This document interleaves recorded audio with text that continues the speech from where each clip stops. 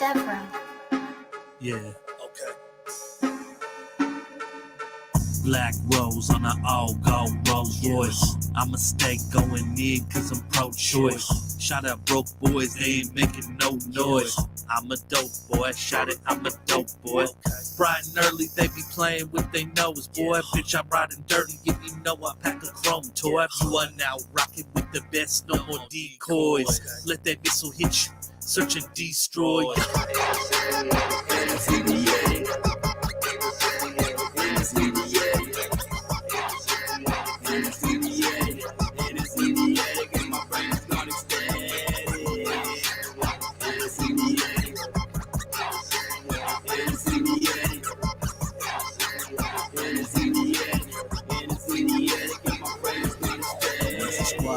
Don't nobody fuck with you.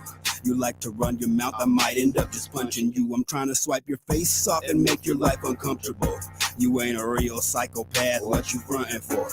I be with Frankie and he got the walkie. You riding with Ruby and she got the Glocky. I got my machete, I'm swinging and chopping through all of these idiots, turning and gawking. I'm a beast, I'm a savage animal, I'm a gorilla. Lose my mind up in the pit and I will tear you apart.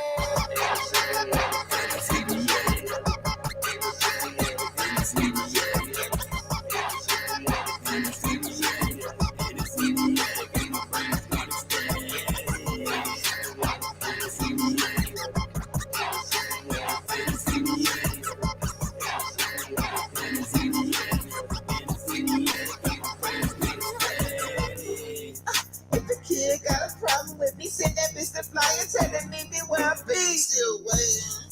Hypocrite for golden gorillas all on my bed. This ain't no jug, it's a bomb threat. I know where the body's at. Inside up in the bag. You gon' be there next, yo. How you got no cold signs with 30 collabs? So why you weed still packed like crack and niggas all bags?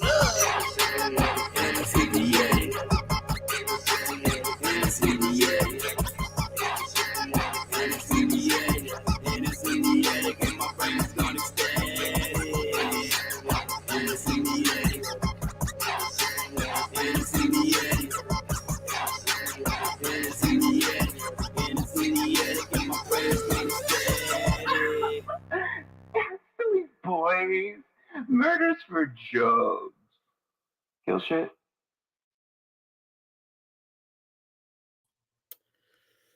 What it do, yo? What it do? But Mike's here, Speaky Club Podcast, man. 9:08 p.m. Eastern Standard Time. Motherfucking Wednesday night. Chilling. Want to talk. Shoot the shit.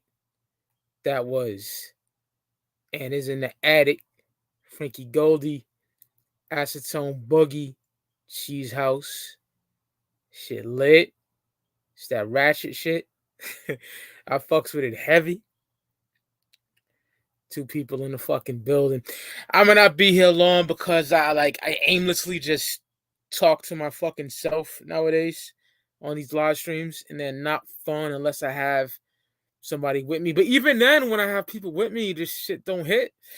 I don't know. I might just stick to the content. You know what I'm saying? The Saturday, 6 p.m. Eastern Standard Time content, all the uploads that I pre-record. That's all I really get any fucking views for, right? I don't give a fuck about views either, but what I do care about is like this talking to myself and nobody's talking in the chat or something like that, you know? It's kind of whack. Because what's the fucking point, right? But yeah, Wednesday night, gearing up for Saturday. Well, what up, nigga? Cage in the building. What's up? Talking regular shit, you know, gearing up for Saturday, this Saturday at 6 p.m. Eastern Standard Time. DMX, Flesh of My Flesh, Blood of My Blood, reviewed as Dark and Hell is Hot last week, and I enjoyed that. So, you know, he dropped 2 albums in the same year, 1998. So we attacked in Flesh of My Flesh, Blood of My Blood at 6 p.m. Eastern Standard Time. Then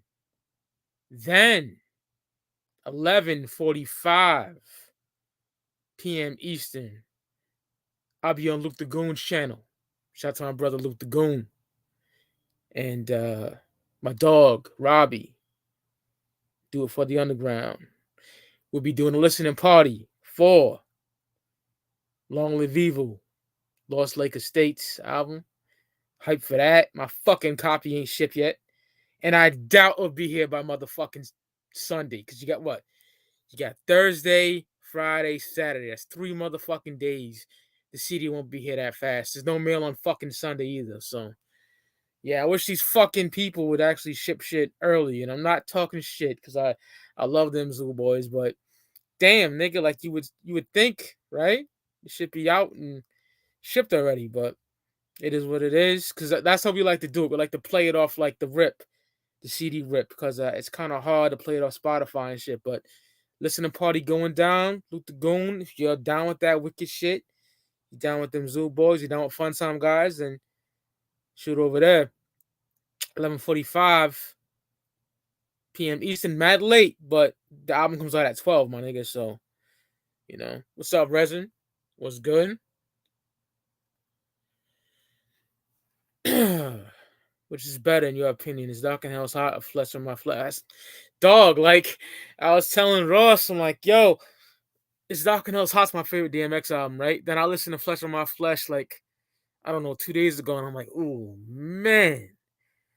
It's tough. It's neck for neck. It's really neck for neck. But I would have to say it's Dark and Hell's Hot by a small fucking cunt here. But it's very fucking close because Flesh on My Flesh includes my favorite DMX song of all time, The Omen. It includes Blackout featuring The Lox and Jay-Z. It includes the title track, which I love. One of my favorite X songs of all time, Dogs for Life. Bring Your Whole Crew. My niggas. It's a masterpiece.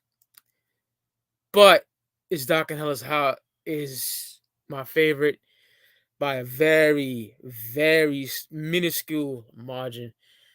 Resin says, can't wait for Lost Lake Estates and LLE. Gotta have it with slow shipping. Facts! Dog, like, the CD won't be here in time. So we're gonna have to use Spotify. Unless, I don't know if Luke or fucking Robbie got their copies. I'm gonna get their copies before me because I ain't got no shipping notification at all. So, we shall see. DMX is a top 5 East Coast rapper for me. Yeah, I don't do Coast, man. I just do fucking because I'm a fair rapper. But X is up there for sure. It's hard to pick. I don't do top 10. I can't pick a top 10, my nigga. I do top 3, and I end it that way. Slipping is my favorite track on Flesh on My Flesh. Yeah, man. What I did, I got the explicit version of Slipping at it's like a 320 kbps rip, and I deleted the Slipping that I had on my CD, and I put it on iTunes like that, so it plays out perfectly. Because the Slipping with the cuss words is so much better, you know what I'm saying? I want to make records, but I'm fucking it up. Slipping. Phone. You know, it's a way better. Instead of that, ooh, and that shit he does on the edited one. I can't stand that shit. What up, Daniel? What's good? Yeah, man. So, yeah, 2 shows, same night, Saturday, going down. I'm planning some Nas content. I already got the artwork already done. Think about dropping that shit soon. Might do a pre-recorded, might do live. Not too sure yet. But I'm, definitely dropping it. I'm doing a What If Nas I Am Was Never Leaked, the double album, and What If Street's Disciple was 1 disc as well. And I'm doing the Hit-Boy albums ranked because, Nas gets a lot of views on here. It's up in the thousands.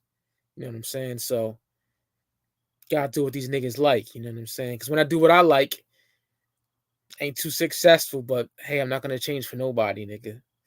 And who the fuck I am. Favorite track on Magic 3?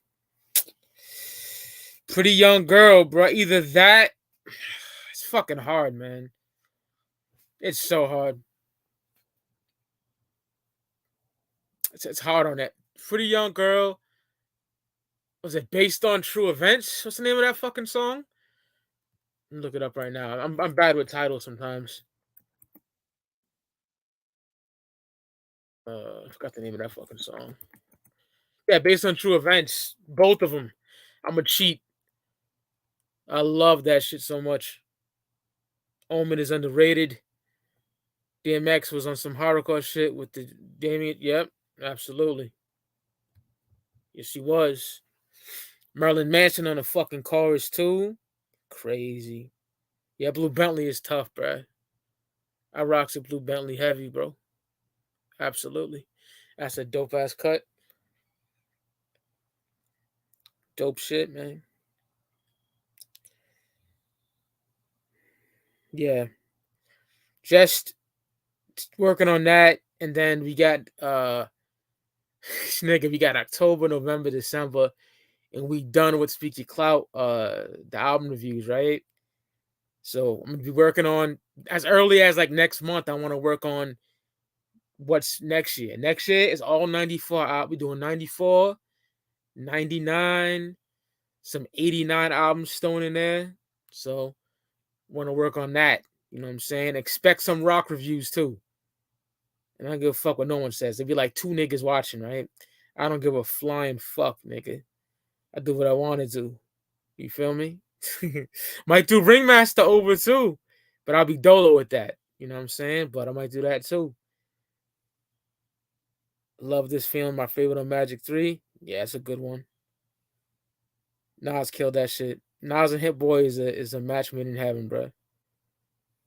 Seriously, it is, dog. Like, the nigga came back from such a fucking shitty run with, Lost Tapes 3, Nasir, and then out of nowhere, he's back on top again. This is his second best run of his career. If someone said his best run of his career, I would disagree, but I wouldn't be mad at it.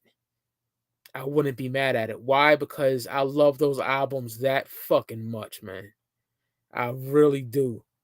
I really fucking do, yo. Like, I'm not being biased. He's my favorite rapper. It's just the fucking truth. He did such a good album with Hit-Boy all the time. Whether it's King's Disease or Magic, fantastic, terrific. So yeah, man. Shout out to Nas, bruh. Escobar. Amazing, amazing albums. And he's what, 50? Come on, bro. 6 years. 6 albums in motherfucking 3 years. That's just fucking tremendous, in my personal opinion. Name another rapper from his era that's doing that. I said it 1,000 times. You feel me? Come on now, dog. It's unprecedented what he did, bro.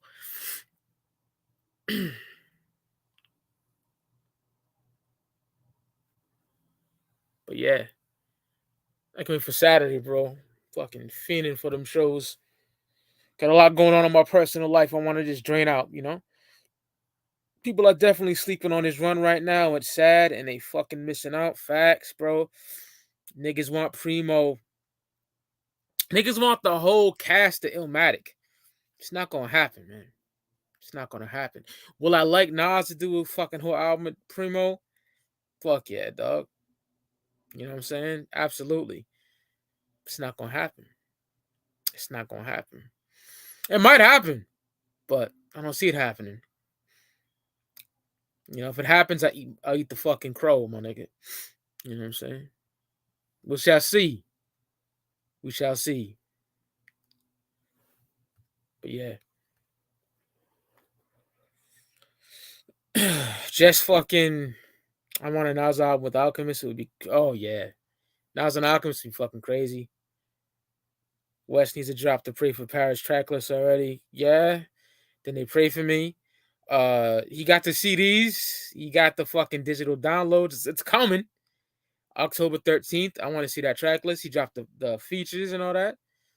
But I want to see that track list. And West, for me personally, he rarely disappoints. And I'm being serious. Like, the only Westside Gunn albums I'm kind of like, they're okay. Low replay value for me is probably I forget the name of this motherfucking shit, man. There's Fly God and I don't know what the fuck it's called, bro. I forget. Praise both or some shit? No, that's the EP. That's just gas. What the fuck? I don't know, bro. I'm lost. It's when he got the fucking. It's a red cover and he got that fucking kerchief over his fucking head, yo. I don't know the name of that shit, my nigga. That's kind of.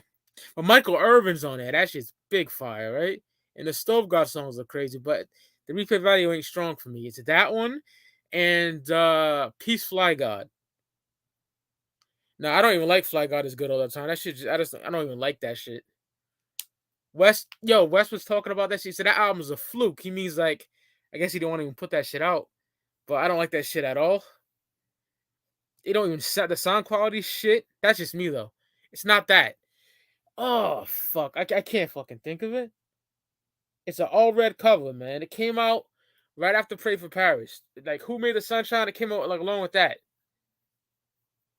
I don't even know the name of the first one. The first one is fucking goated. The first one is a classic in my eyes. But the second, I don't know the name of it, bro. Resin, you help me. You know your Griselda. I can't think of the name of that shit at all, my nigga. Seriously, dog.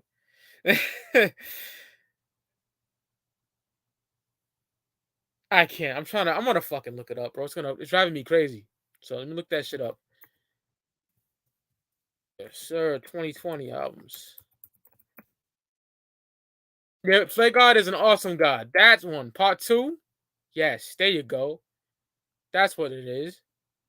Yes. I looked it up, but y'all said it in the chat too. Yes, sir. That shit. It's not whack, but it's just the replay value is very low for me. And Peace Fly God. That's it. Everything else, I fucking love. It's either great to good. You know what I'm saying? He gets a lot of fucking hate, dog. Like, what's it for this nigga? Westside Gunn? You want to have these niggas in the underground doing what they're doing. The wrestling shit, the grimy beats, the dark fucking beat. Come on, bro. Like, Rock Marciano is the nigga that really led the way. But those Griselda boys, they personified it. You know what I'm saying? In my personal opinion, anyway. So, yeah, man. I'm hyped for that Westside Gunn album. You know? Can't wait for that shit, bro. Rick Ross, come on now. Rick Ross got songs with Benny, Conway, but no West shit. So, good to hear West and Rick Ross. That should be fire, bro.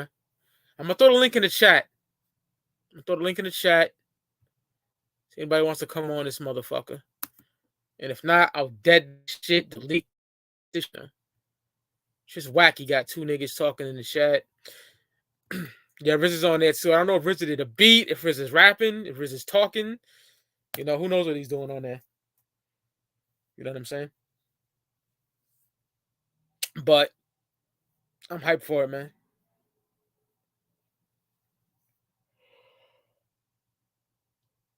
Fucking getting close at the end of the year. You got 3 months. There's some shit coming out Friday I can't wait for. Let me tell you that. I'm fiending. And then I believe shit, October 13th is the next release date. October 27th, there's something coming out too. King ISO. That dude is ill. Strange music. I love that dude.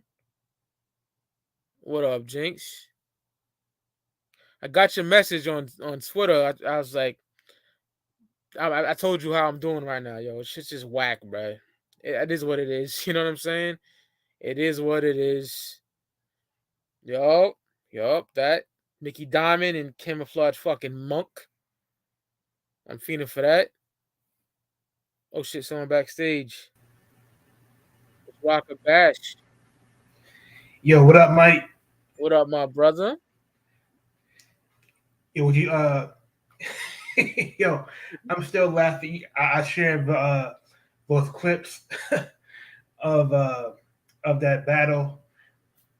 I'm still laughing at Geechee Gotti. Like, he's a funny dude.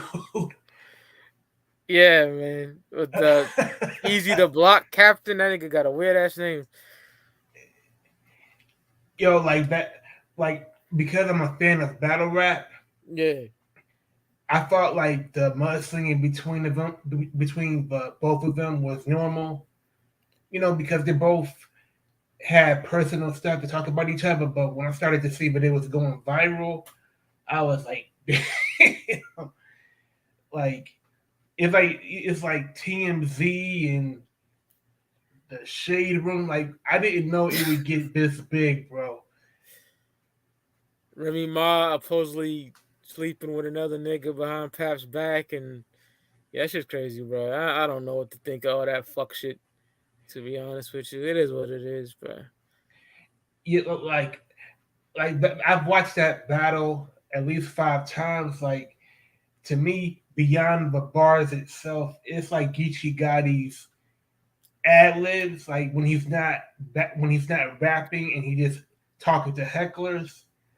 Like he could be a comedian if he wasn't battle rapping. You know nothing about so and so, whatever the fuck he's singing. You got glasses or some shit. That shit hilarious. Yeah. Like what do you say? Like, man, I'm not playing with you. Listen, like he sounded like a father about to scold his son for being bad. Get in the corner, nigga. Yeah, it's hilarious, bro. I didn't see the whole battle. I seen little clips here and there, I think like the battle has more meat than the salacious stuff. Like in other words, like there's more to enjoy about the battle than what was circulated on social media. But this is like a microcosm of entertainment. Right. Like it's no different from rap music. Like there's other battles that has happened this year that I feel is much better than Easy, the Black Captain versus Geechee Gotti. But the battle that people are talking about the most is the battle that involves Remy Ma supposedly cheating on Papoose with the dude that Geechee Gotti was battling. That's like crazy. Yeah, but besides that, man, you was talking about albums that dropped this year. Yeah, that are going to drop and how many we got left and shit like that. I'm looking forward quite a bit too. So we shall see. What else is gonna come out. But yeah, Cage, to answer your question, I don't know what the fuck that is. I'm gonna look it up though, cause Scorsese is a fucking G. So I'm gonna look that up for sure. You know what I'm saying? Yeah. But yeah, man, fucking, that's crazy. Papoose and Ram. I don't know if that shit's true or whatever the fuck, but that's wild. Cause I know he held her down crazy. But yeah. We was also talking about Special Ed, like his comments about NWA. Oh yeah, and I want to apologize, Roc-A. I seen your message just pop up now. I didn't see that. I would have dropped you that shit instantly, ASAP, my nigga. But no problem. Yeah, I was doing the show. But yeah, man, I know you got a space scheduled about it, but I just think what Special Ed said on Drink Champs about NWA is just fucking asinine. Like gang violence was going on before NWA. You know what I'm saying? Dating back to the 70s when the shit was like really getting it popping. You know what I'm saying? I just think that's stupid. I wholeheartedly disagree with him on every aspect. That's just me personally. That's me. He said NWA brought the age of destruction to our kids and culture. Oh wow, that's a heavy accusation to put on one group for the entire hip hop culture. Yeah, man. So he seemed like, I know his intentions are good, but it seems like he doesn't look at the the factors that had existed before and after NWA, like gun violence, um, drug dealing, uh, addiction. These are things that are far more reaching than just NWA. You got to look at legislation. You have to look at uh, uh, the healthcare system. You have to look at the breakdown of the black household.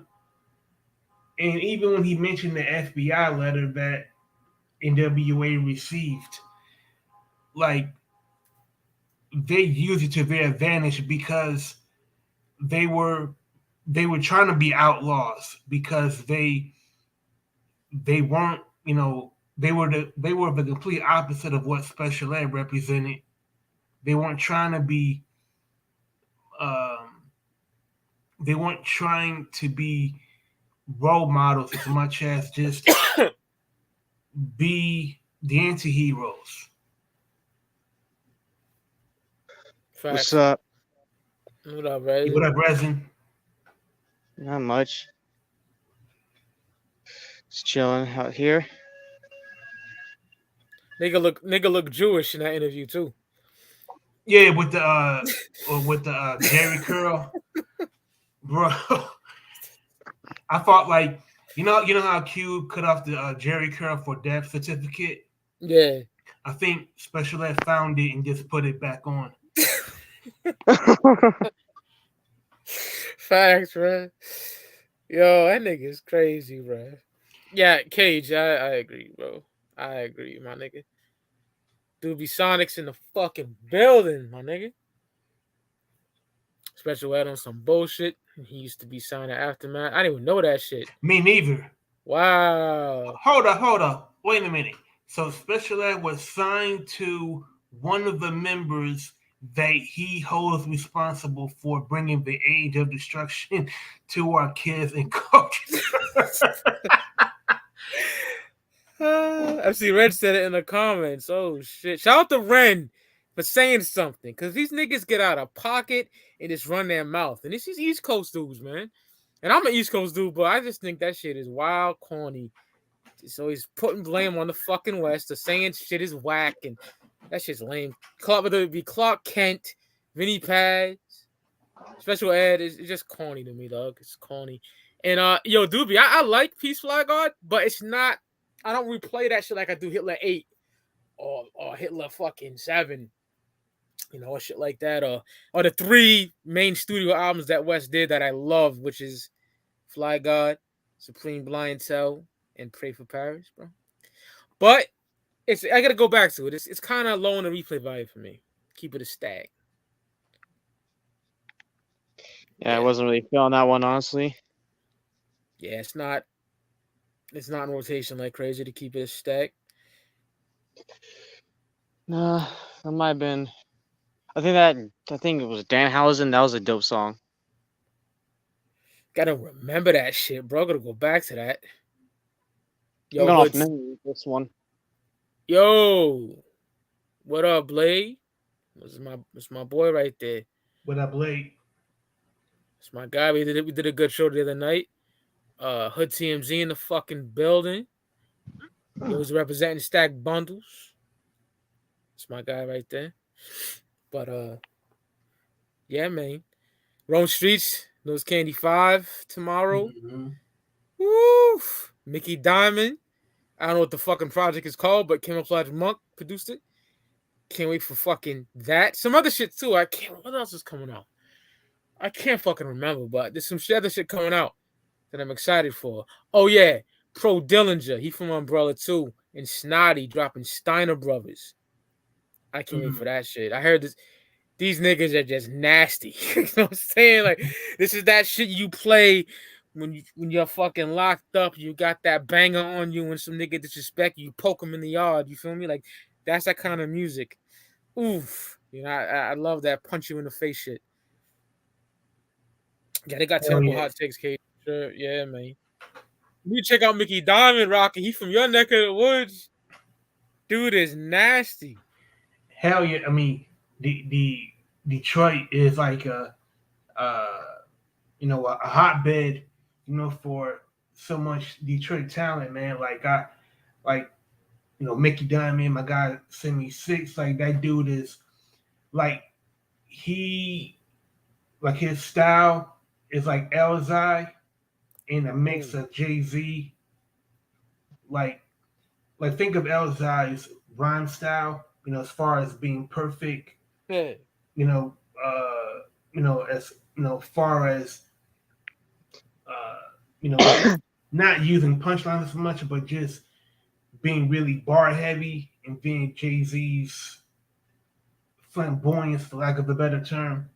I'm really digging Semi Six. Ty Ferris? Hell yeah, that's my guy. Ooh, one of the illest. In my opinion, he should just join Umbrella because he sells all their CDs on bottles of all physical copies. I appreciate that. Yeah. Because I'd rather buy a physical copy rather than stream it. Yeah, especially if it's like easy access to get. Yeah, Ty Ferris is just a monster, bro. Yeah. Proof brought him up. Proof got him popping. Shout out to RP Proof all fucking day. And Ty Ferris. You're sleeping on Ty Ferris, bro. Y'all need to listen to the No Cosign Just Cocaine series, bro. Also, I'm a big fan of Big Gov. If you never heard of Big Gov, man, go look up his music. I'll check him out. I never heard of him. Hell yeah, he's from Southwest Detroit, but his style is so versatile.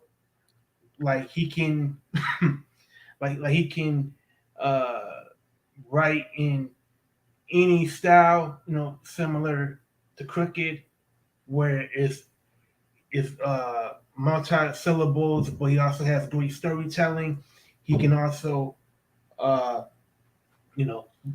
kill you on collaborations. Big Gov is his name? That's his name? Yeah, Big Gov, BIGGOV. Hell yeah, I'll peep for sure. I love Detroit hip hop. Love Midwest hip hop. So I'll peep. Yeah, man, Hitler 7's my favorite. I'm glad you feel that way, Doobie. I'm glad you feel that way. That's my favorite. That's my uncle's favorite too. We were talking about it. We were playing that Cool G, and that Benny, Conway, and West are rapping like Cool G rap. Oh my God. Benny said I walked the yard with my scully on like a pimp hat. I'm like, God damn. That song was fucking crazy. Yes, that shit's gas. Love that tape. And shout out to Doobie for being the illest nigga that supports my brand, dog. Ain't nobody who says they can't wait for a Killah episode. Nobody. Shout out to Doobie. That's coming Saturday. Flesh on My Flesh. I love that fucking album, bro. I listened to this Dark and Outside. I was telling the nigga Cage, I'm like, yo, that's my favorite, but Flesh on My Flesh ain't far off. Ooh, it's very, very neck for neck. I was just going through my stack of CDs. Yeah. And Saturday will mark the 15th anniversary of some of the best rap albums that came out on September 29th. Aquemini. Oh, shit. Hard Knock Life 2, Black Star, The Love Movement, Miseducation. And I was thinking to myself that man, in 1998, DMX had two albums that was better than Hard Knock Life 2. Exactly. And I don't understand why. I like Volume 1 more than Volume 2, but I don't look at Volume 2 as being, this album that is the creme de la creme of albums of that year. I mean, what am I missing? I like Hard Knock Life. I love it. But it ain't fucking with X. It ain't fucking with Capital Punishment. It ain't fucking with Aquemini, Moment of Truth. But I love the album. You know what I'm saying? But you know how these Jay-Z fans are. You know what I'm saying, son? Bro, and and I got the album right here. Oh hell yeah! And, I got the physical too. and you know, like there's some clunkers on this album, man. I don't care what nobody say. What Like, songs you don't like on there? I hate Paper Chase. Gotta get that paper dot. Yeah, I don't like that song either, to be honest. I mean, I didn't like. You know what was going to surprise you, or it may not surprise you? I never liked Hard Knock Life. I love that shit. But I'm talking about the single. Yeah, I love that. You don't like that? Man, you know, like the beat is hard, dope beat. I think Jay-Z's rapping is very lazy. If you with me, mama, rubber your tits. That shit was fly, bro. The Life and Times of Sean Carter, nigga, Volume 2. Yes! I love it. Let me ask you a question. What you got? If you take that Hard Knock Life beat, do you think it could be done justice by anybody else? No.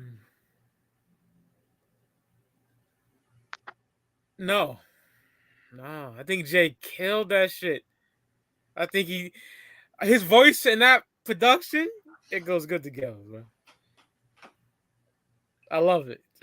I listened to this album again today. Oh, word? Yeah, just because I had it, I was going through my stack of CDs. I hadn't listened to it in a while, and I was like, let me listen to it again for old time's sake. And the intro with Bleek, great. Oh, I love that shit. Primo. Yeah. I felt like sign to my name. Yes. Yeah. And Bleek was rhyming his ass off. To me, I pitch in the PJs. Hell yeah. Yeah. And I felt like I'll tell you the songs that I absolutely love on this album. Yeah, I'll let you know too once after you're done, my nigga. Go ahead. I like Hand It Down with Bleek. If I Should Die with the Rangers. To me, that is better than Hard Knock Life, times 3. I did songs at Mary J. Blige, my niggas. Yeah. I mean, I love Ride or Die, This and Mace. Yep. What did he say? Your single was no, that's another song. What did he sing on Ride or Die? Let me see. I can't remember. Oh yeah, I can make your shit tighter. Because I remember Mace said something about dudes having platinum hits, but they ain't got platinum checks or something like that. Yeah, Mason J going at it, bruh. I can look it up real quick. Imaginary Play I was thinking of is like your single was $1, mine's $4, something like that. It's going at Mace again, I think. Yeah, because I think. Oh yeah, I think didn't Jay-Z appear on the Harlem World album? Yeah, the Play Away with 8 Ball. I want to say I could be wrong, but I'm pretty sure it's a good song. Yeah. Cause I remember like the first. Let's see. Here it is. Go ahead, Roc-A, go. Okay, I bruise whack rap niggas, severely punish them, especially those that get fucked for their publishing. I always got to be the weakest nigga out the crew. I probably make more money off your album than you. You see the respect I get every time I come through. Check your own videos. You'll always be number 2. Niggas talking real greasy on them R&B records. Well, I'm platinum a million times, nigga. Check the credits. As that Carter ghostwriter, and for the right price, I can make your shit tighter. I can make your shit tighter. Yeah, so yeah. I remember that shit. Yes, sir. Niggas cat fighting with Jigga, kicking sneaky shit, making little tapes but keeping it secret. Cause I kick that deep shit that divide your peep shit. Now I don't know if you fucking with Jigga spitting that weak shit.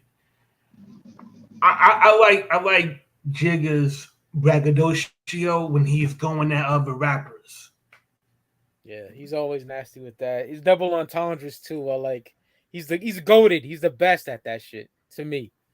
He is goated at double entendres, bro. Yeah. I would. Yeah. Oh, there's one other song I don't like on this album. What's that?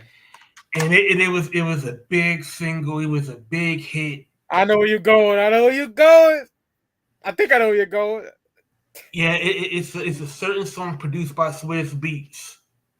It ain't Can I Get Her? Is it Can I Get Her? No, Swizz didn't do that. No, Irv Gotti produced that. Yeah, I love Can I Get Her? Fuck you. I love that song. It's Money Cash Hoes. You don't like Money Cash Hoes? Yeah. What? Dog. To me, I felt like, again, the rapping is lazy. Shit is hard, yo. To me, like, if MOP would have had that beat, I believe they would have did more justice to it. Because that beat is hard. It's a little sinister. And I just felt like Jigga just wasted that beat. That's an immediate skip on this album, man. Yo, Roc-A, I know you love Royce. My nigga Frankie Goldie said Royce got better entendres. I'm not even mad at that because he got some ill entendres. But I got Jay. But Royce, that dude, though. I'm not even mad at that. Yeah, because me neither. Yeah. Because Jay, he really mastered the slick talk. Facts. Yeah, Money Cash Hoes is one of my all-time favorites, yo. That's why I'm like, yo, DMX, DMX, my dog's fight. Jigga, my dick. That's just gas. But I will say, out of 14 songs, I mean, there's only really 2 that I really don't like. Everything else, man, I love. I love Money Ain't a Thing. I love that shit. Said she liked my necklace. Start a reaction, and that's what the fuck I call a chain reaction. I mean, because I heard that song. That song was out like a full 3 months before the album came out. Yeah, that was on A Life in the 1472. Yeah. I kind of got sick of that song. but the sleeper on Hard Knock Life, the joint produced by Kid Capri. It's like that. I fucking love that shit. Mm-hmm. Dun, dun, dun. Oh yeah, it's just gas. Like that, that's Jay at his purest as an MC. He's not thinking about the radio. He's not thinking about video rotation. He's just thinking about, rhyming, his ass off and just being an MC's MC. Facts, bro. I think he said I can spit at I might bar that X and spit at the locks, but other than that, I don't be fucking with cats. Yes. And that's back when Jay said, "What the fuck?" That ill ad-lib he used to do, yo. Yes. And the irony is that by 2001, he wasn't dealing with the locks at all. Yo, that beef was crazy, bro. Yo, and the booklet is actually A1, man. I got no problem with the. Yeah, I had no problem with the booklet because I like the picture with J. Irv and X. Yeah. Yeah. See, that shit's hard. Yes, sir. Yeah, man. I'm really big on booklets, man. And likewise, I miss those days. Yeah, Def Jam had good album artwork and booklets. Yeah. And then rappers need to start bringing back big booklets. I'm tired of all this digipack and cardboard shit. Man, who are you telling, man? It's I hate when you buy a physical copy for over $20 and then you undo the shrink wrap and it's maybe 2 or 3 pages. Sometimes niggas give you a page. Yeah, One it's little like fucking piece of paper, my nigga. Sometimes they don't give you anything. It's just a cardboard fucking sleeve. yeah, then I want my money back. Yeah, man. I would rather have it digitally than have that. Yeah, because at least, man, like number one, I'm so much of a completist. I can even like do my own version of the artwork. I could do go- it. I do that could- too. Yeah, I could put the album on Kanaki and make a better fucking copy. There's a place called Kanaki, bro. It is Mhm. beautiful. Shout out to my nigga Rome Bone. Put me onto that shit. yeah, I made Lloyd Banks the Cost of the Inevitable series from that shit. It shit came out nice. yeah. And to me, that's like greater value for the music. Facts. Yeah, the jewel case not like a no sleeve. And it looks just like a real fucking CD. It's fantastic, bro. Yo, and by the way, I never ordered anything from the catalog. That was always in the back of the booklet. Yeah, Rough Riders did the same thing. Yeah, that wasn't me, man.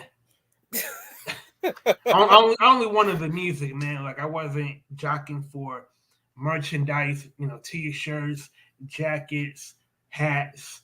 Nah, I'm not really. I was a merch nigga when it came to Juggalo shit, though, for sure. Though, Oh, yeah, they're a different story. yeah, they had the illest shit ever, in my opinion. My favorite song, I'll give you my top 3 on Hard Knock Life, bruh. Mm-hmm. I gotta say Money Cash Hoes. I love it. Well, that's your number 1? Nah, that's 2, mate. Number 1, without a doubt, it's Like That. That's my favorite. Yep. And he just killed that shit. And then number 2, Money Cash Hoes. And then I gotta go. Oh, it's tough. It's the Coming of Age Part 2. The sequel. Yeah. Produced by Swiss Beats. That beat is crazy. It's either that or what's that shit? A Week Ago, it's Too Short, man. I might go with A Week Ago, bro. Yeah. It was all good. Just a week. Yeah. I might go with that shit. But there's only one song I don't like on there. That's the Paper Chase with Fox. Yeah, we can agree on that. That shit sucks. Real. Yeah. That's it. I love that album.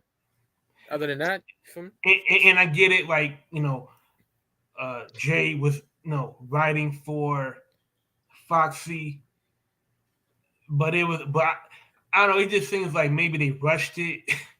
Like maybe like they were trying to fit her on the album at the 11th hour, but to come right before it's like that, it just like put me to sleep. Because in the sequence of the album, it came right after "Can I Get a What?" Yeah, and it just brought the momentum of the album to a screeching halt. I never liked it. Even as a kid, I was 13 when that album came out. I was not feeling it. Yo, this nigga Blade reminded me. Reservoir Dogs is on there, son. That shit is too good. I don't know, man. I might have to take out a song. Can y'all hear me? My shit just froze. It looks like. Yeah, you're good. I can hear you. Oh, all right, good. Yeah, I said Blade said Reservoir Dogs, and that shit is crazy. Now, in the booklet, it says it was produced by Eric Sermon, but then I saw Rock Wilder say he produced it, so I don't know who produced it. Oh damn! It sounds like it could be either or, right? Yeah. Speaking of Eric Sermon, I just I was at Vince Stock a few days ago and I picked up Biz Never Personal. That's a great album. Yeah. Just love how dirty it is. Finish as usual for me, but that's number 2. And oh man, that's an El Posse cut too. Yo, and who do you think had the best verse? Fuck. Styles P said, I don't give a fuck who you are, so fuck who you are. I don't give a fuck about a bitch. I don't give a fuck about about your watch. Or your car. Something like that, right? Yeah. Jay killed it. And then Sauce Money killed it. So Jada had the memorable lines like "Gangsters don't die, they get chubby and move to Miami." You know what I'm saying? Man, this is not a slight. I hope it's not a slight, but if you look at like the batting order of the song, yeah, I think Sheik putting him at the leadoff was great. yeah. She starts off a lot of shit. I think he starts off Blackout too on Flesh of My Flesh. I believe so. I'm trying to think. Beanie Siegel was Beanie said, locked up with dirty white boys and Ricans. Eating cheese sandwiches down for the week. Yes. Mm-hmm. Yeah, you niggas ain't here, Reservoir Dogs. Smack yourself. That shit's gas. I don't know. I can't choose. I want to say Styles, but yeah. I got Jada. I might have Jada, bro. It's hard. Yeah, because I remember the story was that the Locks. No, was it the Locks or Beans that got off the plane to go to the studio to do the song, and they were real tired? I never heard that story. Yeah, that's dope. I think I'm gonna go. I think I'm gonna go with Styles just for him really not being subliminal about who he was talking about. Like it was clear he was going at Jay. Right on his own track. Yeah. And I love that Styles did not care who he was on a track with. He was going to make it known that he comes second to nobody. Yeah, he starts off Last Day too. You was beef to you. 3 niggas with hoodies and bats. That ain't shit to kid with one small with a bat. Yes. Yeah. Breathing, eating the whole situation. Yo, we do our shit for real. Yeah, that shit gas, man. Hell yeah. Yeah, Last Day. I love Last Day. Big. Who the fuck want to squeeze? My Desidees make MCs free. Yes. Fire, bro. Yeah. The Locks, bro. Goated. Hell yeah. Let me ask you, do you think... Thank you, Mr. Have Not. What do you make of Bleek being on the album 3 times? I'm one of them dudes that I actually like Memphis Bleek, to be honest. You know, I know you have. Man, I'm gonna try and be nice. Nah, just speak your clout, nigga. Let off. Okay. I think Bleek. He had the intro. Yeah, he killed it. The Cunning of Age sequel, and It's All Right. Yeah, which I love. You can pull by one, but yes. I think where maybe I'm not a believer, his solo albums are mediocre, man. It's man. I mean, like if you listen to his solo albums, do you feel that they live up to his potential? Coming of Age and The Understanding are good albums, man. In my personal opinion. Or maybe I'm looking at it entirely wrong. Like maybe that's maybe I'm too nice. Or maybe he reached his ceiling. You know what I mean? Because I do believe that Bleek. I have to agree with what you're saying. Maybe they didn't reach his potential because Bleek should have shit that sounds like the intro on Hard Knock Life. You know what I'm saying? Yeah. Yeah. So. Because if you look at Beans, Beans took was it the 1,000 bars verse that he spit on the Clue mixtape, the one that Jay was so impressed by that he signed him, that led to him being on Reservoir Dogs. Then that led to him being on Foxy's album. Then the Roots Things Fall Apart album, and then the Do It Again verse from Volume 3 Then The Truth came out. The Truth is fucking fire. I mean, the truth is like, Yo. The Truth is Like like Frankie, here. Frankie Oh, what Goldie up? in the building. What up, Frankie? What up, Frank? What's good? If The Truth How is y'all living? Chilling, bruh.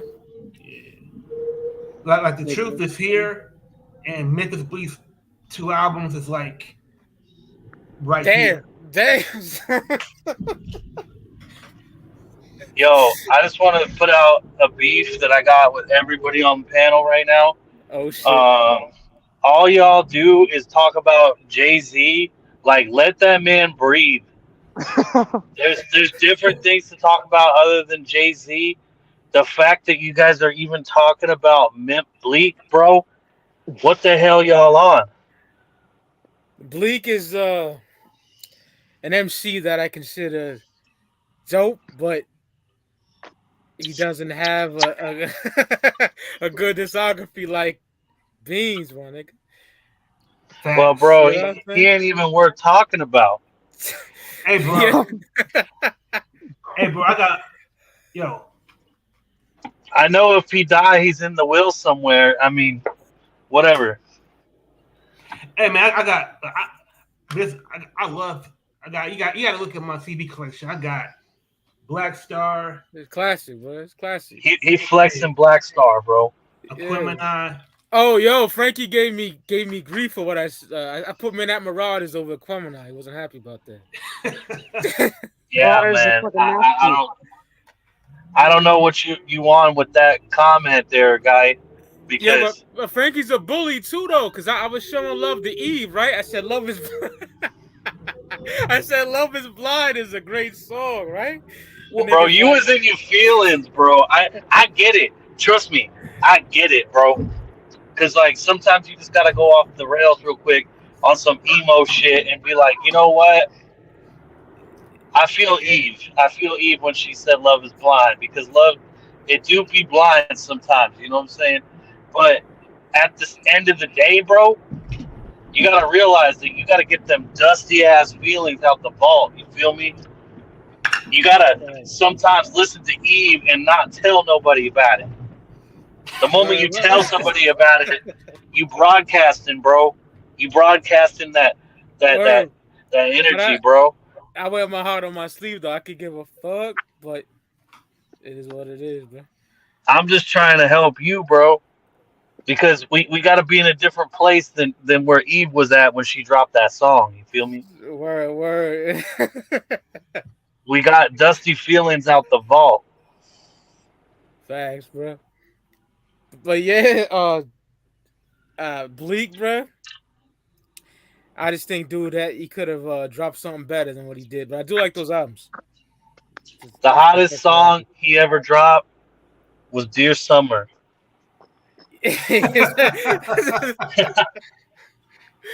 Yes, sir. Well, 534 shit, right? Yeah, Jay. Yeah. Yeah, that's just gas. I don't know any other Bleek songs like that. I mean, he did have My Mind Right. That might be his best song by himself. I like that. I also think that everything that Bleek did, the Young Guns did better. Yo, that Tough Love was crazy. I'm not gonna hold you. Right? It's kind of got like the similar vibe according to like how the beats and stuff line up. I think that that's a more fair comparison. I mean, it's hard because when you compare Bleek, obviously Jay is the comparison. So that's never going to be fair. And they didn't help matters on the intro to Hog Knock Life when they were like the new, improved Jay-Z, doing that Khalid's way shit. Remember that? Yeah, shit? that was said by Paint in the ass. Yeah. Sorry, boys. Yeah, it's classic shit. But yeah, Bleek. You know what, bro? I'm underneath the opinion of if you had the infrastructure, right, like Bleek had, and you still ain't rise from that, something wrong. You know what I'm saying? Some of the ingredients going in are not baking the best cake. You know what I'm saying? Because you got Ye. Ye was fucking with the scraps, bro. with the scraps he made College Dropout. You know what I'm saying? Masterpiece, yes sir. And people loved him for it. The hunger was unmatched. You know what I'm saying? What did Bleek do? He was just like, I'm gonna try to make songs like Jay-Z. That was the only thing he could think, bro. And that didn't really work out for him. I'm gonna say something that I've always felt just from observing the Rock at that period. Like whenever Bleek was around the Young Guns, Freeway, and everybody in State Property, he always seemed like he felt awkward and uncomfortable. Oh, by 2001, 2002, when Dipset and State Property got signed, Bleek was like, I didn't give a fuck about that nigga. You feel me? Like, that's his own fault. Yeah. That's his own fault. Yeah, like 99, 2000. He decided not to heat up.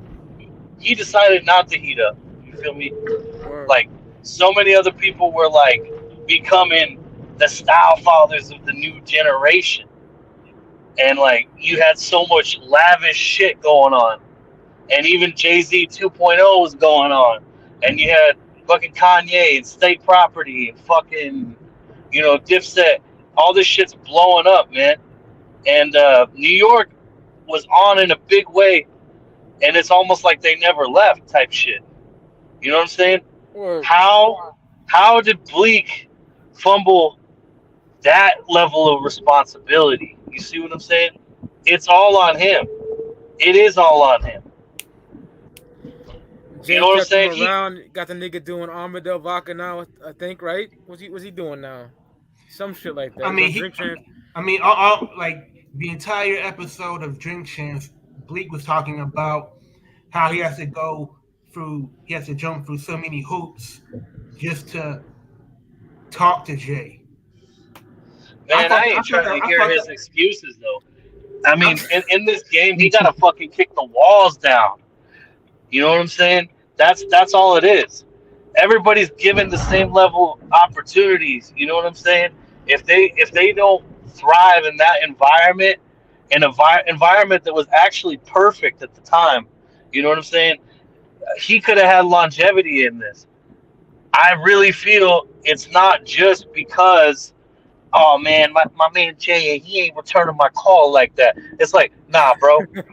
Make better music, bro. Stop making some derivative ass shit that ain't nobody gonna care about in 5 years.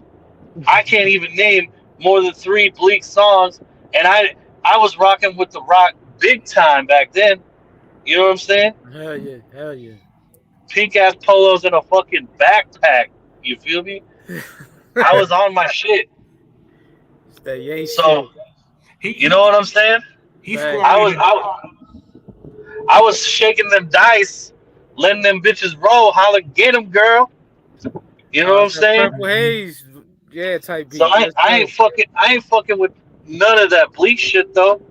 I'd rather take a nap than listen to that shit. that ain't time well spent for me. You feel me? Thanks, man. He squandered a great opportunity to get on the mixtape circuit. Like, from 98 to 2000, hit the mixtapes, man. Because I guarantee that Jay would have invested more if Bleek would have shown some initiative, some follow-up to the opportunities that he was given. Like, I'm glad we're on the same page with that, because literally he could have went like and just followed up with the formula. He could have been like rapping over fucking Lucifer or like one of these joints, you know what I'm saying? Yes, Lucifer. And basically like doing the fucking formula like that Wayne did. You see what I'm saying? If he would have followed the Wayne formula, he would have been much better off. People would have been like, hey man, I know people don't really fuck with Bleek like that, but respect the legacy. The man put out these mixtapes and, you know, they were better than these versions of the song. No, that dialogue is mute, you feel me? Like, he didn't really have anything other than the shot that he shot which wasn't shit. You know what I'm saying? He was still stuck in a head ass wave, trying to make an album, and after a while, like that third album, when it didn't come, nobody cared, man. Oh, Frankie, it did come, man. It's called Made, yo. It dropped in 03, but it's trash, bro. But I wouldn't expect you to know about that, yo. Yo, but I remember the lead single had T.I. on it. T.I. and Trick Daddy. It was called Down Here. There you go. Okay, I remember that. No, I remember that. Yeah, I do remember that. It dropped the same day as Raekwon. Fuck's the name of that 03 album? Lex Diamond? Yeah, there you go. Yo, same day as that one. Oh, I know what I was listening to. Yeah, same day as that shit. I know what I cop. I know what I didn't even look at. Yeah, that shit's forgettable, bro. I don't even know about that shit. And you know what's even more pathetic is that Juelz Santana lapped Bleek on the Rock. Yeah, from me to you was gas, but the album in 05 is better. What's the game been missing? That shit cracked to me, dog. I love that album. You know what, though?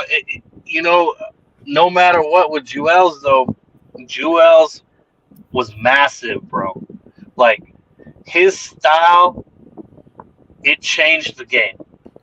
Like, we're talking about what happened after, what the game's been missing, Diplomatic Immunity Part 2. But think about it. Like, I know you've seen the transformation from Wayne, right? Like, after those records came out, more or less, Wayne became a different artist, bro. Like, Wayne kind of fused with that fucking Juelz Santana, and he became, like, Perfect Cell. You know what I'm saying? He fucking weaved his style all the way together, and it became more cohesive, more Looney Tunes, more fucking witty, bro. And the swag, bro. The fucking swag. He started rolling with them Harlem niggas. That's what happened. He started rolling with Dipset and Wayne. Yeah. Yeah, man. And that's the wave that I wish New York rap was still on, bro. I wish that there was like a new age Dipset. I think that the Griselda shit is cool, but it ain't fly like that.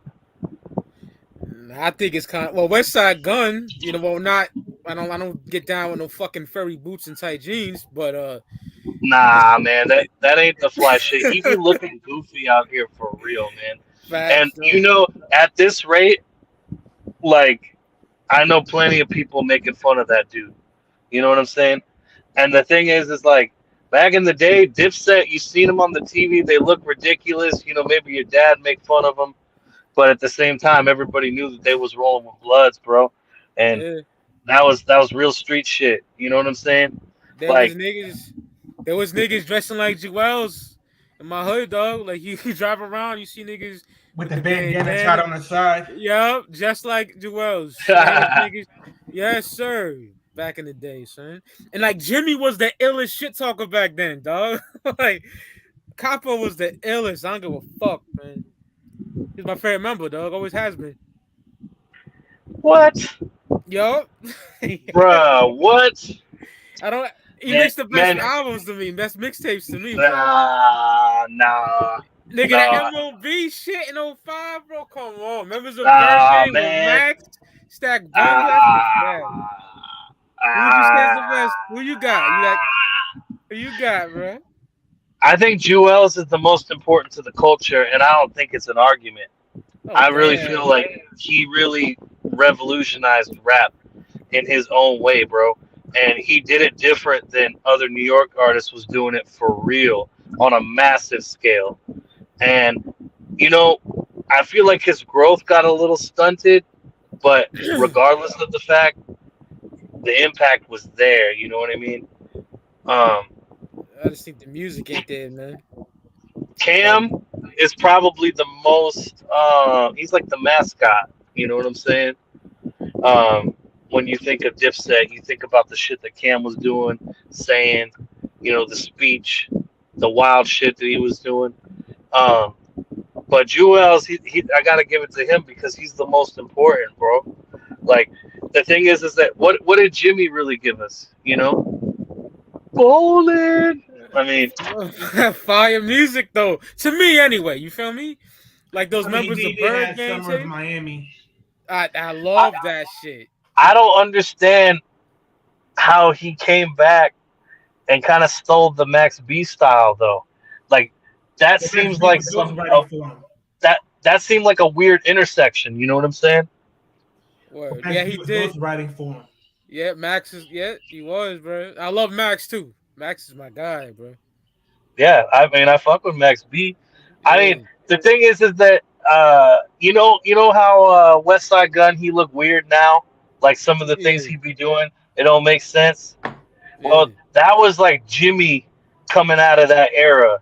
You know what I'm saying? He started doing this vamp life shit, and it's like, man, that's the corniest shit I ever seen. Not to me, That's the corniest shit that I've seen from Jim was when he went on stage with 50. That was like what, 08? 07 maybe, when the 50 beef, right? With Cameron and 50 beef? Yeah, I think it had to be Yeah. before 07. It had to be man, 07. he ain't loyal though. I mean, that's the thing is like he proved time after time that he ain't loyal. So I don't think that that's the goofiest thing he ever did. He's weird like that though.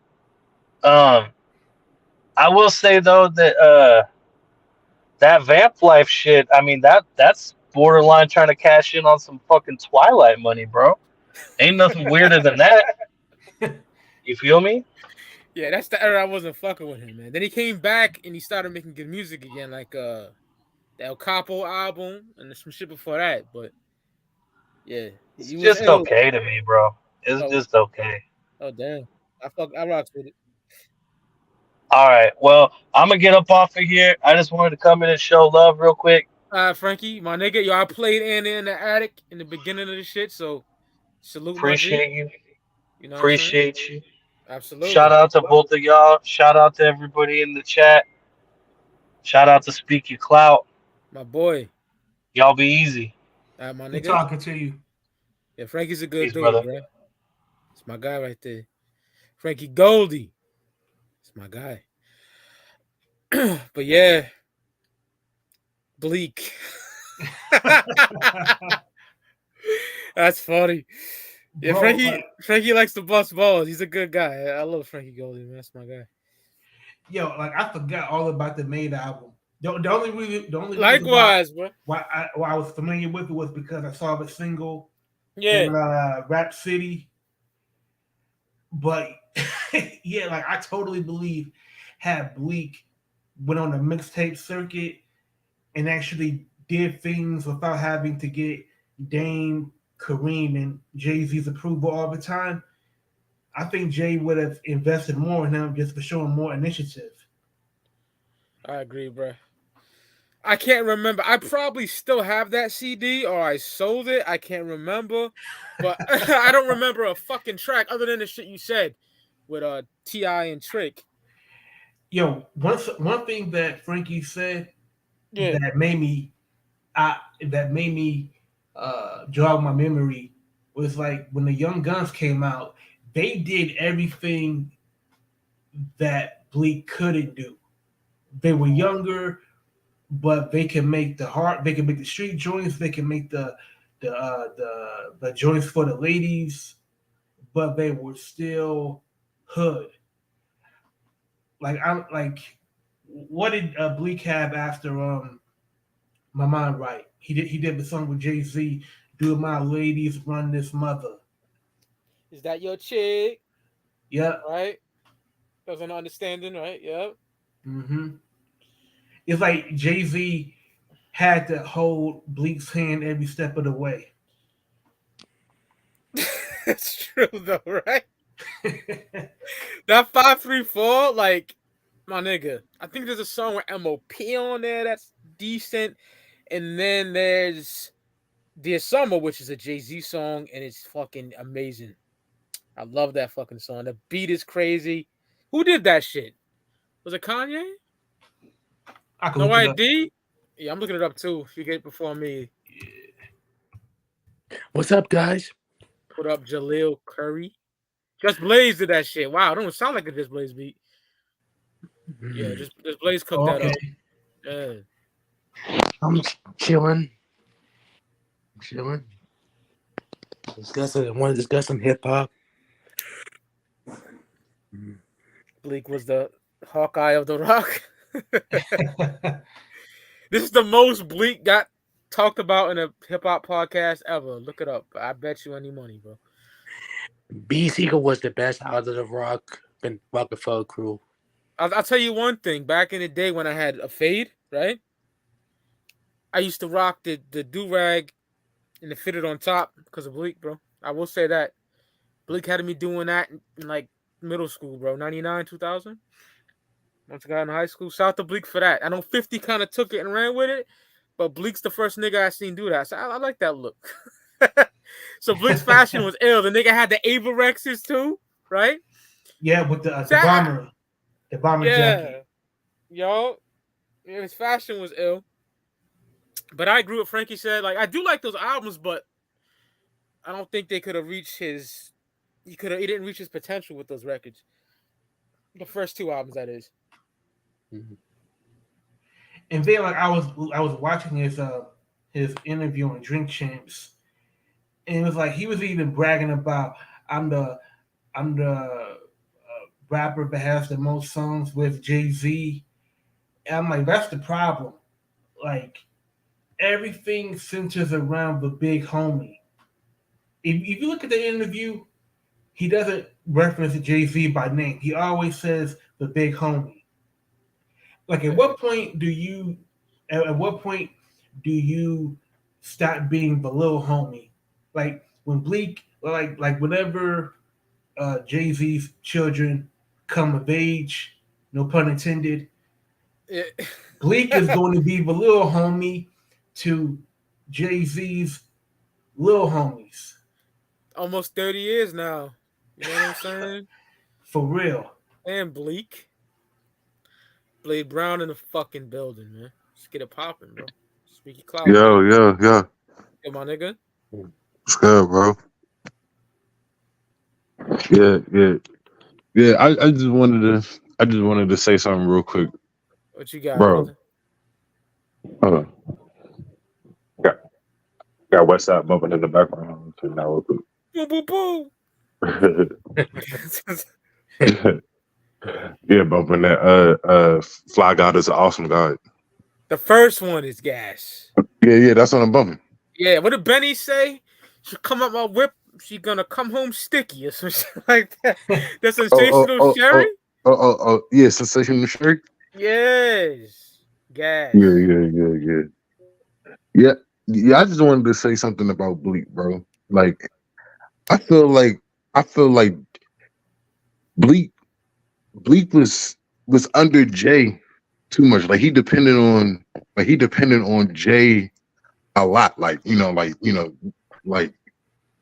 just because him and Jay lived in the same building, they from the same projects, and you know what I'm saying, Jay took him under his wing.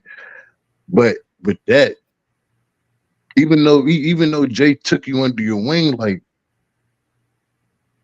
yeah, he going, like he's gonna push you. You know what I'm saying? He gonna push you to where you gotta go, but at the same time, you gotta make your own moves. Like, you can't depend on Hove every, you know what I'm saying, every step of the way. You know what I mean? Right. That's just, you know what I'm saying, that's just my indication. We got overshadowed by Jay-Z a lot. Yeah. A lot of the Roc-A-Fella artists did. And I feel like Beans could have had a better career, but you know what I'm saying, Beans is just, he just took the streets with the business, and you know what I'm saying, he wasn't a good business dude. Right. You know what I'm saying? And that was the whole thing with, you know what I'm saying, with Jay and Dame. Like, you know what I'm saying, like, at the end of the day, like, you know what I'm saying, we you know what I'm saying, it's about the label, but at the same time, is business at the is business. Like you gotta Yeah. lead the streets with the streets, and you gotta lead business with business. Yeah. And they, you know what I'm saying, and they didn't they didn't understand that. Yeah, and there was that one point in 99, 2000 where Beanie and Jay-Z, like, who was the better rapper out of the whole Roc-A-Fella crew? Me, Yeah. personally, I was with Beanie Siegel. He was the better rapper Yeah. than he was. He should have been the front runner to me. Well, if you listen to It's On off State Property too, and it's on Yep. something else, it's on like the Be Coming too, but nigga, Beans held his own with Jay or even spit better than him. It's like, Mhm. I have you coming out like the day you was born, nigga, butt naked, covered in blood, crying. Oh my god. Yeah, yeah, and that Beans song, is nasty. and that's on Yeah. Raw and Good. Uncut. That's on Raw and Uncut with Jay-Z too. That was fire too. Yeah. But that song, Keep it raw and uncut for all you bitches and hoes. yeah. Yes. But that song "Cruel Love" though with him and Beanie Siegel, oh Yeah. my god. Yeah, that Really soundtrack. Yes, That- 98. and I mentioned the song Anything. I know Rocker was talking about, like when on volume 2 with with Hard Knock Life. Did you like Anything? I don't like anything. It's trash. Anything with on that should have been on volume 3. Yeah. It should have been Yeah, on volume.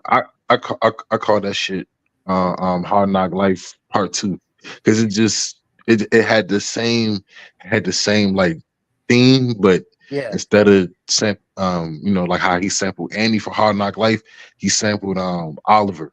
He sampled the Oliver. Oliver You know what I'm saying? But Yeah. he was vulnerable in that song though. Yeah, he was vulnerable. Talking about growing up and his mom and all of that. And if you heard me earlier, I said I did not like Hard Knock Life from Volume Yeah, Hard 2. Knock Life. Yeah, the single. Yeah, I do not like that song at all. Yeah, but you gotta like I said with like Jay with like with business, like he knows what songs are gonna sell, and then he knows what songs like it's funny that you mentioned the Hard Knock Life, because it was like a little interview. It was an interview that that somebody put on Twitter. It was like an interview on MTV, like on MTV that he did back in the day. And he was like, the way he did the song, he wanted to make it like that. Like, you know what I'm saying? Like the way he was rapping it, like he wanted to make it like that. He said he made that song in like 10-15 minutes. Like it wasn't it wasn't no thought provoking, like, it's the same thing with when he did the remix for 400 Degrees with Juvie. Like that verse, that's one of the most laziest Jay-Z verses I've ever fucking heard. And that's guns that go blat, tat. Yeah, that bullshit. Yeah. And that was my complaint about some of the songs on Volume 2. Like I felt like Jay was just mailing it in. Like you explained why I look at Hard Knock Life the same way I look at Anything. And by the way, that was pretty insulting to put anything on Beanie Siegel's album. Like I said the same. I said the same thing. I said the same thing, bro. I said the same thing. Like Beanie Siegel doesn't need to have his hand held. Like he can make an album with his own ideas, and he is a great lyricist and a great songwriter. Like the song "Die." To me, every time I hear that song, I get the goosebumps. Yeah, that's one of my go. That's top 3 for me. That's top 3 song for me. I love that shit. It's the beat. The beat is so dark, and it got that Sade sample. Absolutely. It's just passionate. You know what I'm saying? Emotion in a good way. You know what I'm saying?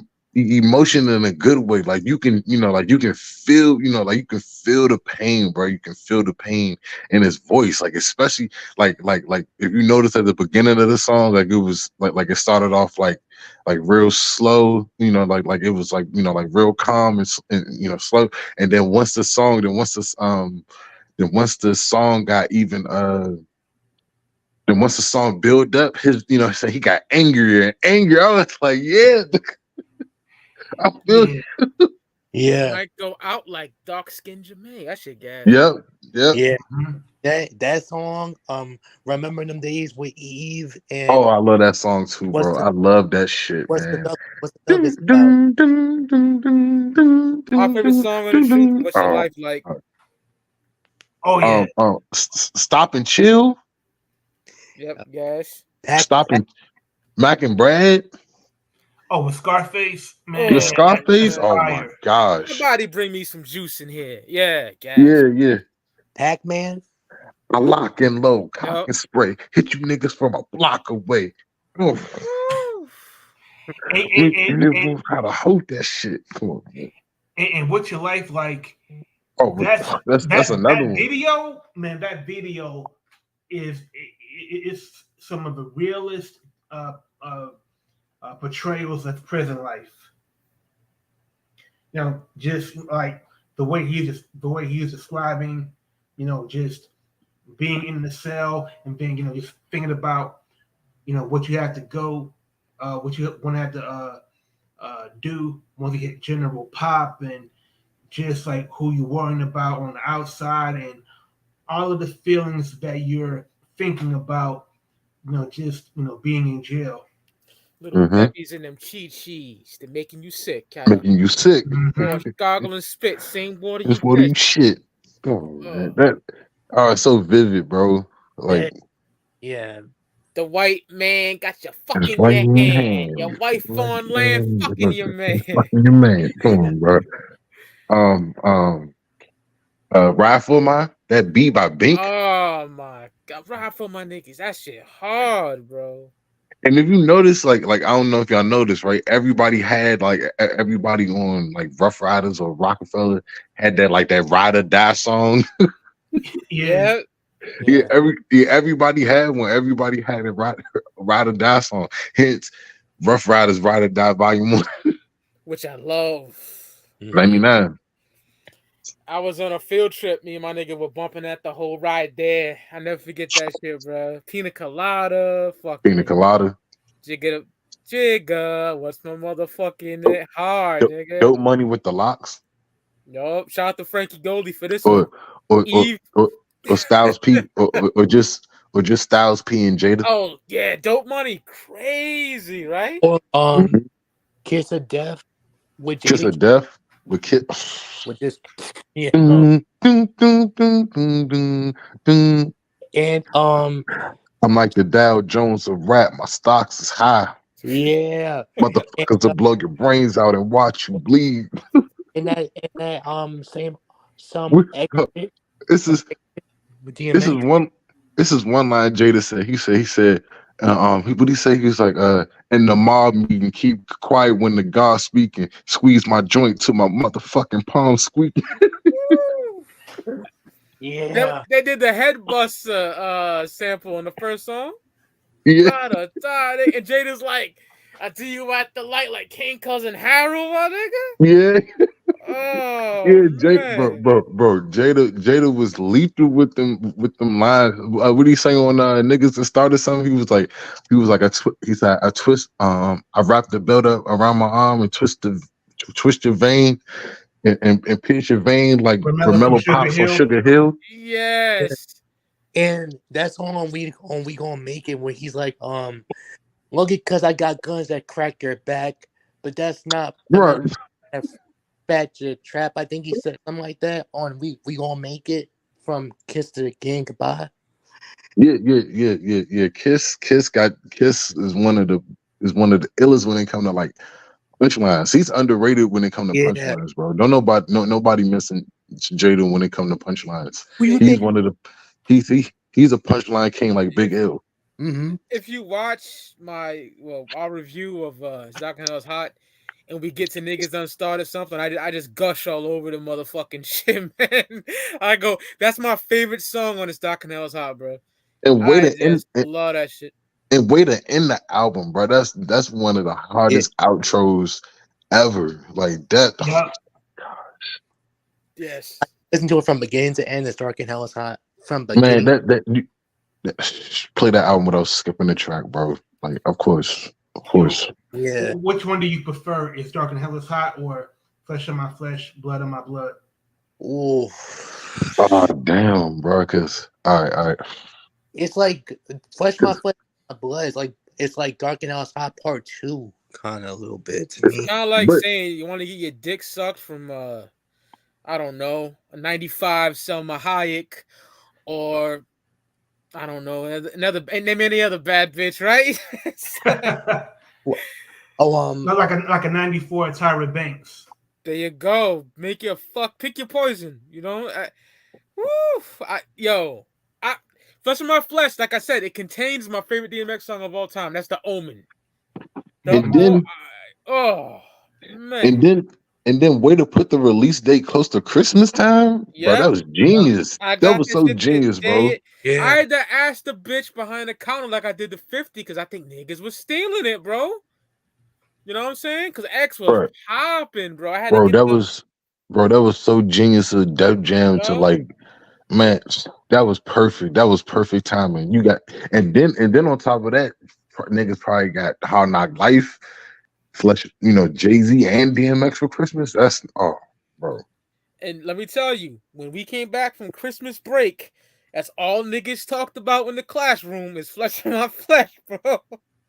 We talked about London Night Raw a little bit, Nitro, and we talked about not to mention, Takao 2000 came out around that time too, like around Thanksgiving, Christmas time. It did. And also, Belly. The soundtrack and movie came out in November of '98. The album Flesh of My Flesh came out the month after. So, the belly sound. Yeah, the belly sound. Oh, I forgot about that too. Yeah. So people that saw the movie, they also bought the album. Even people that weren't even familiar with DMX, by the time they saw Belly, they probably bought both albums. Sincere and Bonds, nigga. You feel me? Yeah, Def Jam, yeah. And then, but I know people have their feelings about Irv, but Irv Gotti played a huge part in, in DMX's career. Mm-hmm. Like, yep. You know what I'm saying? As far as pushing him and Ja, like, even though DMX was with Rough Riders, but so he had that close niche relationship with Irv, like, and all three of them, all three DMX, J and Ja. I'm glad I went live tonight because it turned out the way I wanted to turn out. Discussion. You know what I'm saying? I like this shit. I don't give a fuck who's watching, nigga. This shit's ill. And I'm in that mood even more so to listen to review Flesh of My Flesh. You know? Yeah. If it wasn't for when Irv became the A&R at Def Jam, he had the pull to sign DMX. Because he had already laid the groundwork, to get to Def Jam, for the remixes that he had did. So Irv Gotti, he was there every step of the way to help oversee DMX's first album. And to me, and I will always be thankful to Irv Gotti for helping one sign DMX and then having DMX change the landscape of hip hop. Because I was not a fan of Mace at all. I wasn't a fan of Bad Boy, and when Rough Riders came, it was like a breath of fresh air. He brought that ruggedness. He brought that ruggedness back. A lot of niggas in my P's were the same way. They weren't rocking with that shiny suit shit, right? No, I told Blade we did a whole show dedicated to the shiny suits, right?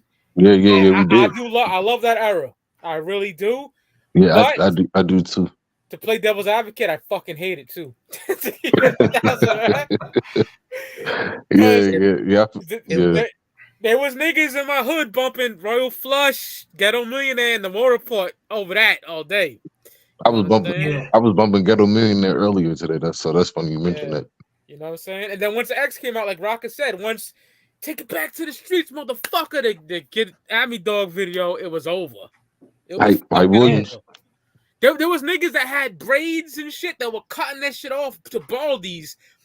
They didn't do that with Onyx, nigga. They did it with X though. And they were getting fucking, like you showed your little pamphlet, Roc-A, of the Hard Knock Life. Niggas went and Doc and Hell's Hot. They ordered the Rough Rider bandanas, my nigga.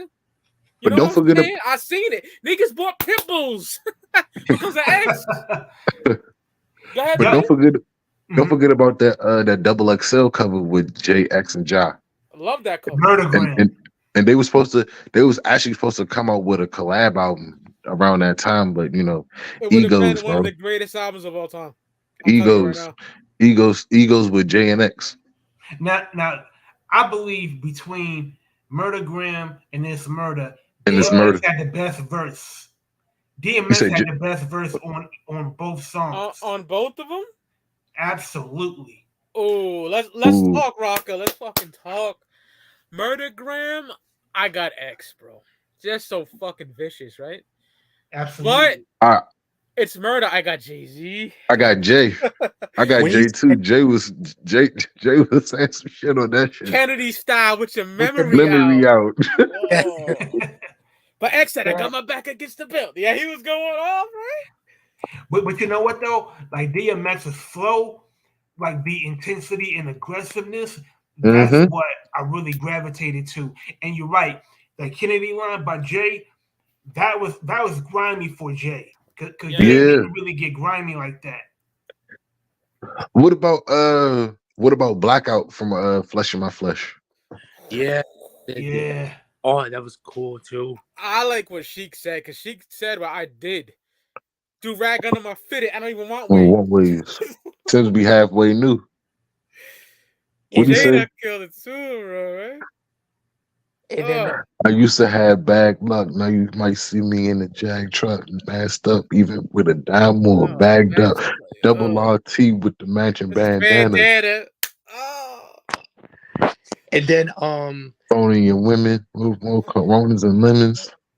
And that's when Jay was doing that. What the fuck? Ad lib that I love that he does, bro.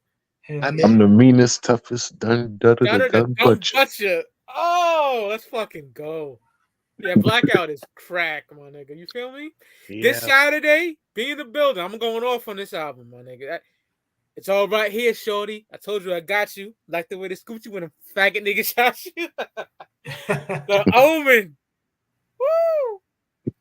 I got that bitch on vinyl too, bro. They gotta press this Doc and Nas hot over again, my nigga. I need that. And the last track off the album, Ready to Meet Him. I love Ready to Meet Him. Bro. That's Dark Swiss beats. Like now, the convo and Ready to Meet Him, bro, hit so differently now. Now that he's gone, like yo, that shit. I know Roc-A knows what I'm gonna say.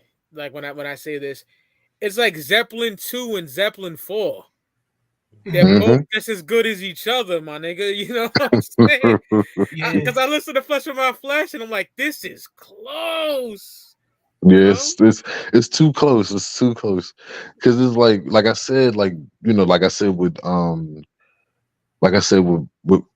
Beans, like you can feel the emotion, but in a good way. Like not how these niggas display emotion now. These niggas they display emotions because a bitch, because a girl. Excuse my language. Because a girl. No, this speak your clothes. Nah. I got moms in the other room, bro. Yeah. Oh, I feel you, but over here we don't give a fuck. So go do your thing. Yeah, I got you, bro. Yeah. But it's like because a girl broke up with him, but these, that saying that right there was like he was he was talking to God, like he was like he had his personal, and that's another thing, like that's another thing X displayed. Like he wasn't afraid to display that he had a personal relationship with God, bro. Like so Yeah. And it wasn't corny. It wasn't contrived. Yeah, it wasn't corny. It wasn't corny. It wasn't corny. Yo, I said this on the review, but RP my grandma all fucking day. She came by back in the day when I was at a crib, and I was playing this Doc Collins Hot. She walked by, and it was on the press kit, and she was like, "Man, that boy could be a fucking preacher." She said, right? And I'm like, "Yeah," because that press shit was powerful, boy. You know, all the albums he did that shit on. You feel me? Yep, all of them. Let us pray. He says in the beginning. You know. Oh, I got another track. What about DXL off of Hard White? Hard White off of and then there was X. Fire. But that album right there made him, like, even though he was already a superstar, that put him on the pop charts. And then there was X put him on the pop charts because of Party Up. The fucking What You Want? Oh, some shit like that. What you want? Was Cisco? No, that's fire too. That's fire too. The other joint, the real rugged one. He's going off on. This is Corrupt on. What's that's Party Up. Party Up. Yeah. Party Up. No, not that one. You don't diss Corrupt on this one. But this one is like so grimy. He got the red fucking hoodie in the video. What's my name? Yeah, what? Yep. Yeah, what's my name? Shit is just grimy as fuck. Like every time I hear that song, it just remind me of, like, you know what I'm saying, when the radio used to play, bro, when the radio was dope back in the day. Like I remember, back in '99, the radio, they would play these 3 songs like in order. I remember them playing like around 99, 2000. I remember them playing Quiet Storm, What's My Name, and Black Rob's Whoa. All bangers, bro. All bangers. That's taking me back. Likewise, that's Maple Gardens for me, bro. That's the peas, bro. And to be totally honest, I felt like Corrupt, his time had already passed. Yeah, and he couldn't fuck with DMX. Hell no. Nobody. Sorry. That's DMX at the time. And Mike knows what I'm talking about. Like Dog Food, that was like peak Corrupt. Yeah, it's classic. But solo albums kept giving diminishing returns. Like that Corruption album is doo-doo, man. That's not a good double album at all. I like one song in there is undeniable. We Can Freak It. I fucking love that song, right? But that's all I got. Really, right? Yo, even the song produced by Easy Mo Beat with Buckshot was ass. Yeah, man. That second and there's some fucking annoying bitch he got on there too. It just sucks. I don't like. I have the CD physically too. I just don't. Ugh. So when he made Calling Out Names, I'm like, dude, that's not like DMX is not somebody you want to, piss off, man, because he's hot as fish grease, and he can go there, like I know. You know what I mean? Like when he said, like, the only X I recognize is RBX. Yeah. I mean, that sounds good and everything, but like the only people that was familiar with RBX is people that bought the Chronic and Doggy Style. Like hip hop had advanced so much. Corrupt, he was like, I don't want to say washed up, but man, like like DMX was like in the stratosphere, and Corrupt, he was on, Crenshaw and Slauson, irrelevant as hell. Like he shit. He was kind of being irrelevant once DMX came out. Yeah. Yo, Blade, you there, Blade? Blade can hear us. Leave and come back, Blade. Leave and come back. But yeah, man. I can't even fathom. I know Jaleel and Blade a little younger than me and Roc-A. So me and Roc-A lived it. Like I can't even fathom how big DMX was. Like I believe. Hello? What up, Hello? Blake? Can you hear us? Yo. Hello? Can you hear us? Hello? Yeah, you can hear me? Yeah, fine, perfect. Picture All clear. right. I was saying, like, I think And Then It Was X came out around Christmas season as well, 99. Mm-hmm. And we See, Def Jam, bro. Def Jam was genius, bro. With that it shit. was. And me and my niggas, we talked about that shit a lot. You know what I'm saying? And you know what else came out around that Christmas time too in '99? Volume 3. Volume 3. Yo, it did. Which is dope album. There's one song I hate on there. That fucking Mariah song. I fucking hate that. Yeah. Swiss Beats. Yeah. Trash Swiss Beats. That song, Big Pimpin', I hate that song. I love it. Bro, it's a murder. A lot on the radio, kind of. Yo, I like Big Pimpin' by the Dog Pound more than Big Pimpin' by Jay-Z and UGK. All day, Roc-A. That's that fly shit off Above the Rim soundtrack. Absolutely. Yeah, that beat is fucking crazy. Yes. But that song So Ghetto from that album. Oh, bro, that's one of my favorites. I love that shit. And I love the way how he kept the theme with him and Primo. Mm-hmm. Going. That was the last time Jay-Z worked with Primo, by the way. Yeah. I heard about that shit. So Ghetto is crazy though. That beat is nuts. Yes.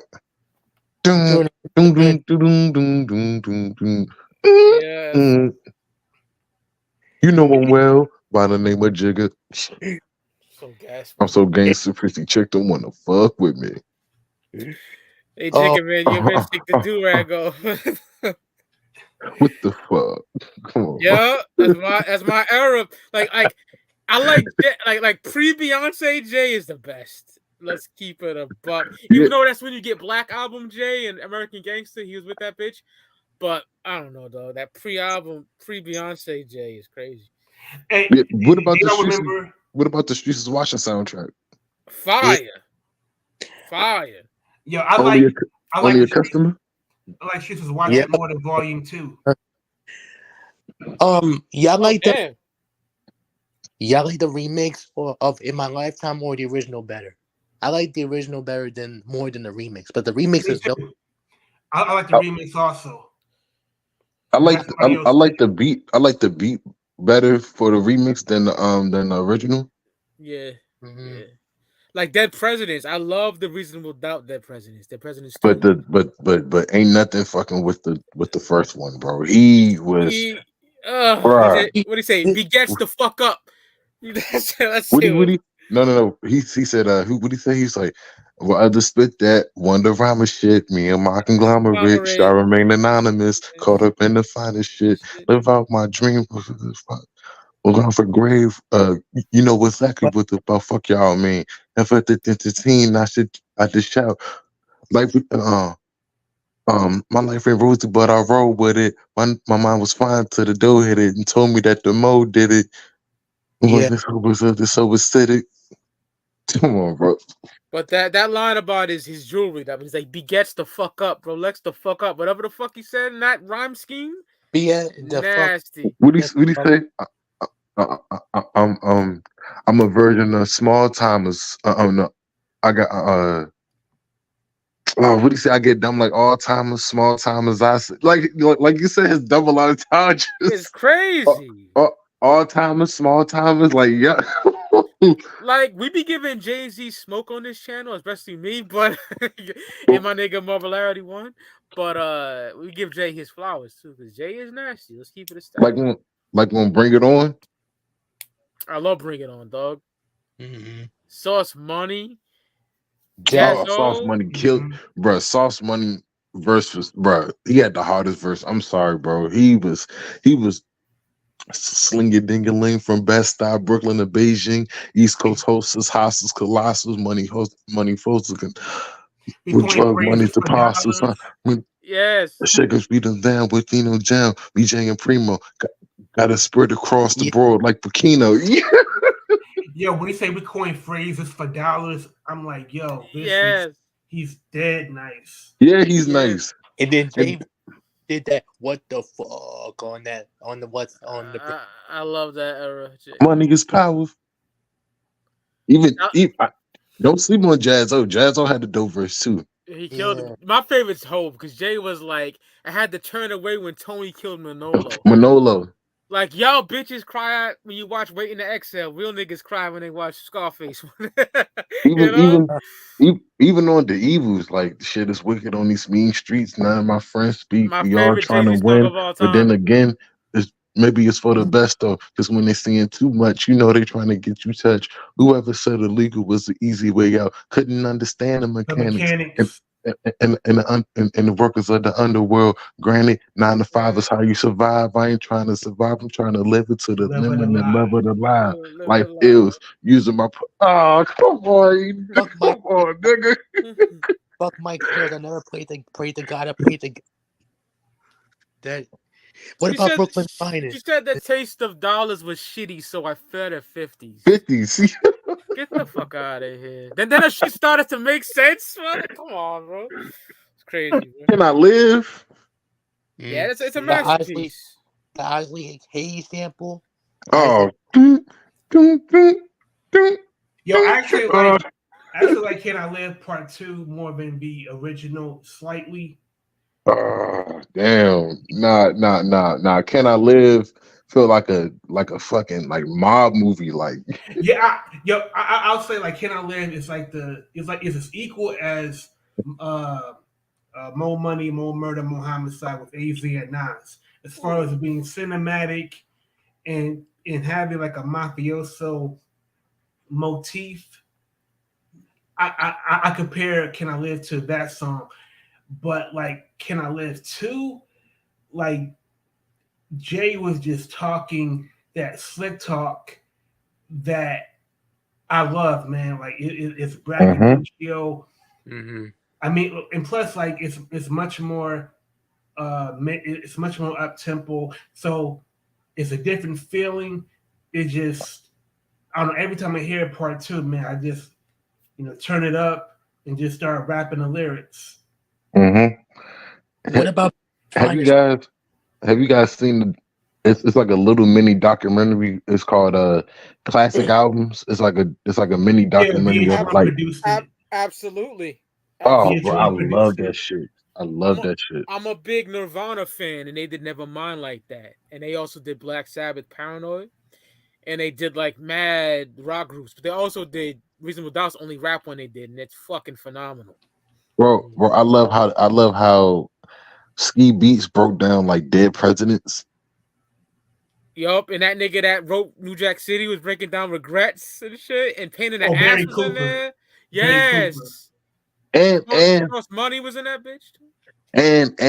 And Nas gets a piece of dead presidents too, because even though because he uses his voice or whatever like that, but that's but MC Search, I heard MC Search say Nas owns a piece of Jay's publishing just because of a dead president, just because he uses his voice off dead presidents. And that makes me happy for all these Jay-Z sword swallowers that want to shit on Esco. That makes me happy. I could throw that at these niggas. You know what I'm saying? Because I'm a Nas nigga all day. That was like the running joke when Nas and Jay-Z was going at it that, Jay-Z is eating more off of The World Is Yours more than Nas is. Nah, it's total. It's the opposite. It's total. Yes. It's the opposite, yo. Like, and then I love how like on the B-sides, like if y'all seen the B-sides concert, like they had like Jay and Nas was on stage doing The World Is Yours and Dead President. So Nas did The World Is Yours first. So once he got to I'm out for presidents to represent me. I'm out for presidents to represent me. I'm out for dead fucking presidents to represent. Whose world is this? And then they dropped the dead presidents. Like as soon, man, that shit was sick. Yo. That's dope, bro. Yeah, I didn't see that shit. Yeah. It's go ahead, brother. I was gonna say even with Jay switched up his style once he heard Illmatic because Nas said it in his song either. All I did was give you a style for you to run with because early Jay-Z, he was doing the tongue twisting rapping so fast type of rapping style, and he switched up his style once he heard Illmatic. He switched up his style to rap like Nas. Fast rapping is trash. And I feel like he switched up the style when he heard. I felt like he switched up the style when he heard AZ Do or Die as well.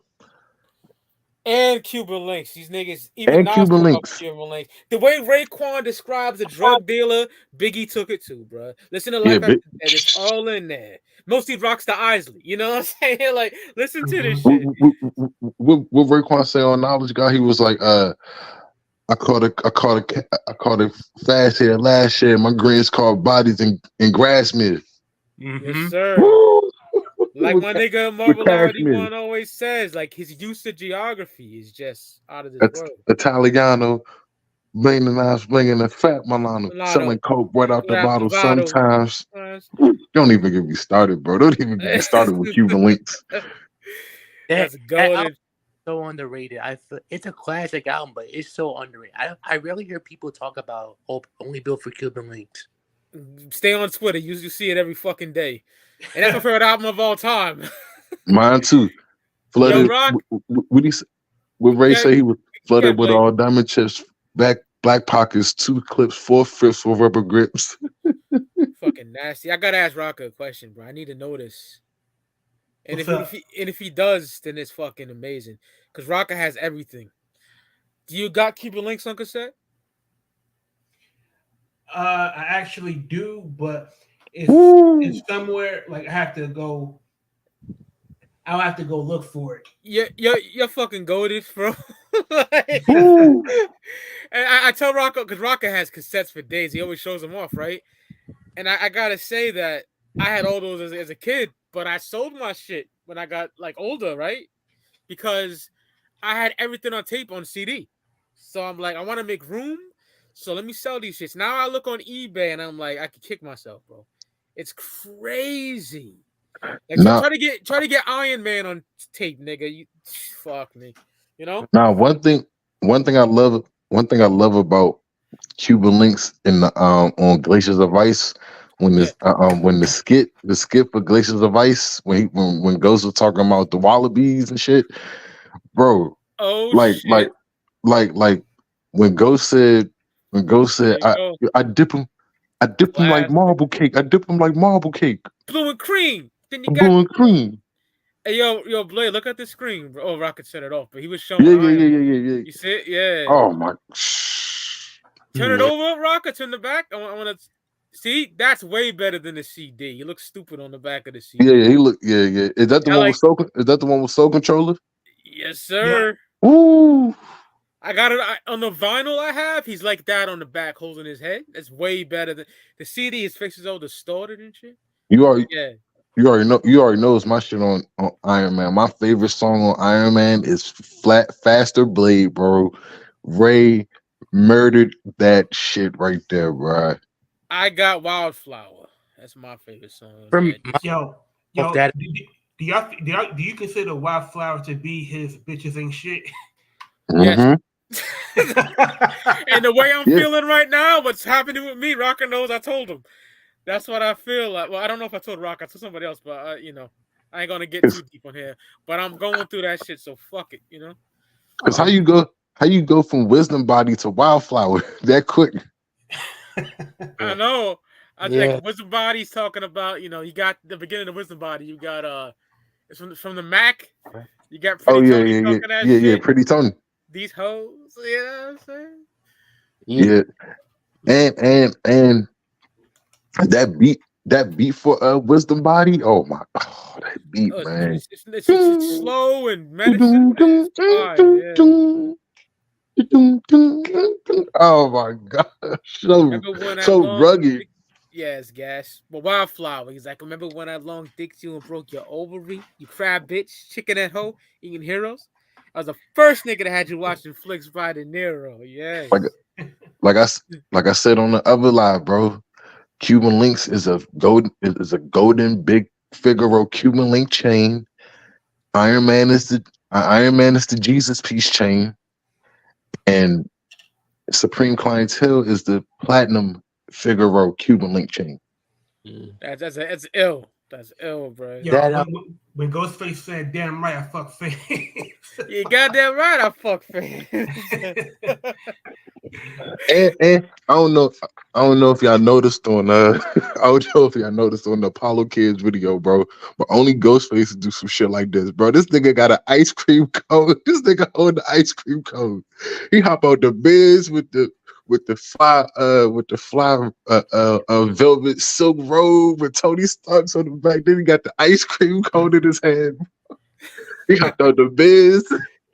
I ain't seen that shit in years, but I know what you're talking about. It's like a blue robe, right? If I remember correctly. Yeah, well, nah, he had on this like this red velvet robe, and then it was another. Yeah. It was another scene. It was another scene where he had on a baby blue silk robe. So Ghost was just on this fly shit, like.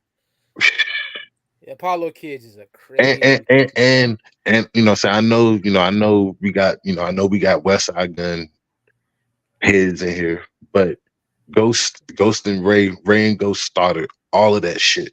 Yeah. They were so ahead of their time, bro. And if you see, they was rocking robes in the Criminology video in 94, 95. Nobody was doing that shit. Besides, like a person like Slick Rick or somebody like that, but nobody was doing that shit. Yo, but like the titanium finger rings that Ghost wears, like that was next level fly. Flyness. Yeah, right they was the original fly gods. Like facts. And West will tell you that. West will tell you these niggas influenced them. You know. Yeah. That's why Cuban Links is my favorite album, bro, because that album influenced this whole new generation of underground rappers. Like every single last one of them, even Rome Streetz. I say my favorite Rome Streetz album is Joy Rhea, because it's like a combination of Cuban Links and Reasonable Doubt mixed together. Yeah. If I had to pick a favorite Rome album, it's definitely Death and the Magician. Just evil. like Joy Rhea is just on some fly. It's just on some fly shit. Like, you know, and then you know, it got the soulful production on there by the artist, underrated producer. I wish he put out some more. I wish he put out more stuff. I really do. Yeah, Rome dropping tomorrow, nigga. I'm dumb hyped. Yeah, hell yeah. I can't wait. I cannot wait for this shit. Yeah, my guy Mickey Diamond, he dropping Camo Monk, bro. Griselda, Camouflage Monk. Feeding for that shit. Yeah, Camouflage. You know, like I also love Ghostface penchant for his non sequiturs, like things that make, like words that make no sense in a certain context. Like he knows how to make it make sense to him, but nobody else. You sound fly, right? You sound like Juicy as a sun kiss. Like Juicy as a sun kiss. Yeah, in the summertime, God. Magic marker rap. Starsky with the gum soul. Like, I know what he means, but it sounds crazy, right? Yo, I've always joked that, like, what would a song sound like between Ghostface and E40? They both are geniuses with slang, but just for shits and giggles, that would be like, I don't know who could do the annotations for that on Rap Genius. like like I c- like the rap that the rap that Rock Marcy does. I call that, you know, I know people call that luxury rap. I know that people call it luxury rap or whatever like that. But I call Rock Marciano's style of rap, I call that shit only built for Cuban link. Um, the only built for Cuban link style. That's what I call it, because every time I listen to him, I I, I I think about that album. I be like, man, every time I hear Rock Marcy, I be wanting to go back to only built for Cuban links, just because of the impact and the influence that that album has on people. Like, and it's fucking insane. And that shit came, bro. That shit is damn near 30 years old, bro, and it's still like it holds weight. Like I know people be talking about Illmatic like that, but I feel like Cuban Links is like Illmatic is influential too, but I feel like Only Built for Cuban Links is way more influential, in my opinion. I think Especially especially with these new era I of think underground. I think a documentary is more than well deserved for Only Built for Cuban Links, because Facts. the 30th anniversary is coming up in 2 years. Yep, it's supposed to come And, out. and we need that, right? Fuck. We need it. Because they said they recorded that album in Barbados. Another thing, another reason why I feel like Cuban Links influenced Rock Marcy and Westside and even Action Bronson, like with Rock Marcy, he'll say some shit like, I grabbed a big piece of shrimp by the tail. Yeah, that fly shit. Like that fly shit. And I can visualize that too. Like them at the dinner table, like Benihana's or something like that, or a real expensive restaurant. Dipping that shit in the cocktail sauce. Yep, all of that shit with red wine and shit. The nigga said, I sing a Rick James banger in the shower. You know what I'm saying? I love Rock Marciano. What do you say? How you perform under pressure? That's a man's measure. Fire, bro. You perform more now than never. My pleasure. Hit you up like a war edger. Small fella, you stormy weather. And me and Roc-A talked about this before, but it was written I got over Illmatic. That's me, though. Me too. Yeah, same here. The only song I don't like on It Was Written is you know the song, Mike. Let me see, Roc, if I can remember. Is it Nas Is Coming? No. I like Nas Is Coming. If I Rule the World? It was the lead. It was the not the lead single, but the second single. Street Dreams? Yeah, I can't stand it. The remix or the original? I like the remix more than the original. Roc-A, that breaks my fucking heart so much. But my nigga, bro, Street Dreams is a hustler's anthem. That's a hustler's anthem right there, bro. Like I think of the beginning of Paid in Full when I think when I listen to Cuban when I listen to Street Dreams. From Fat Cat to Pappy. Come on, bro. I don't know. Maybe it's because like Holding Gats wasn't making me fat. I think the video has something to do with it, because I couldn't buy Nas as a drug lord. Like I love Silent Murder. I love I Gave You Power. Nas Is Coming. It's just that I couldn't really, like in movies sometimes, like an actor can sell something, they can sell it, they can sell their role. I just couldn't buy Nas talking this. Nah, but I mean, I feel you. I definitely feel you. But he does come from that era. Like he does come from that the crack era. Like he did come up in the crack era. So maybe he was just talking about like what he saw out there. Maybe he was talking from from a third, like from a third person. That's why he mentioned Fat Cat and Pappy Mason, and you know what I'm saying, and Alpo, and Rich Porter and all them cats. Like, I thought this is Jordan's in the Gold Chain was limited up. I love that. yeah, like ooh, there you go. Every time I go to It Was Written, I always go to the song "Take It in Blood." mm-hmm. You be alright like blood money in a pimp's cum. That shit is gas. He has another version of the song, part 2, and he goes harder. It wasn't on the original song, but he goes even harder on part 2, and I wish it was on that album. That's the Nasir. That's the Esco flow. I call it the Nas Escobar flow. Like, and Roc-A don't have no Get On Down reissue either. This is that OG back in '96.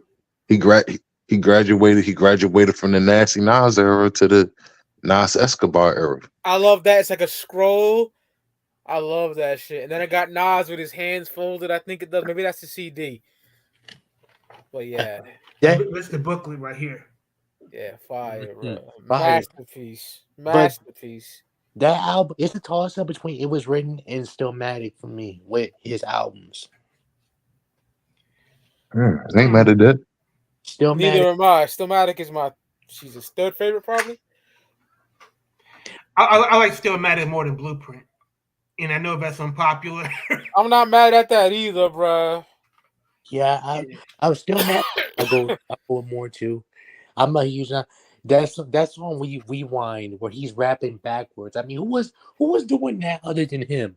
What rapper do you know that was rapping backwards besides him? Talking about me, kiss me. Yeah. Bob the head and spit it back in my dick. Start sucking with no hand. A whole lot of shit. Got up with the fire back on the tip. Come on now, bro. Look. Who was doing that? Nobody. Oh shit. God. Got yourself a gun. Yeah. Do y'all like? You hear me? Yeah, I hear you, bro. All right, good. What up, Roc-A? Okay, we can all agree that Nas's career on Columbia, that's prime Nas. Yeah, hell yeah. So Nas has 3 distinct periods: his career on Columbia, his career on Def Jam, and his career on Mass Appeal. Like, which is better, his career on Def Jam, or the albums that he put out on Def Jam, or the albums that he's put out on his own label?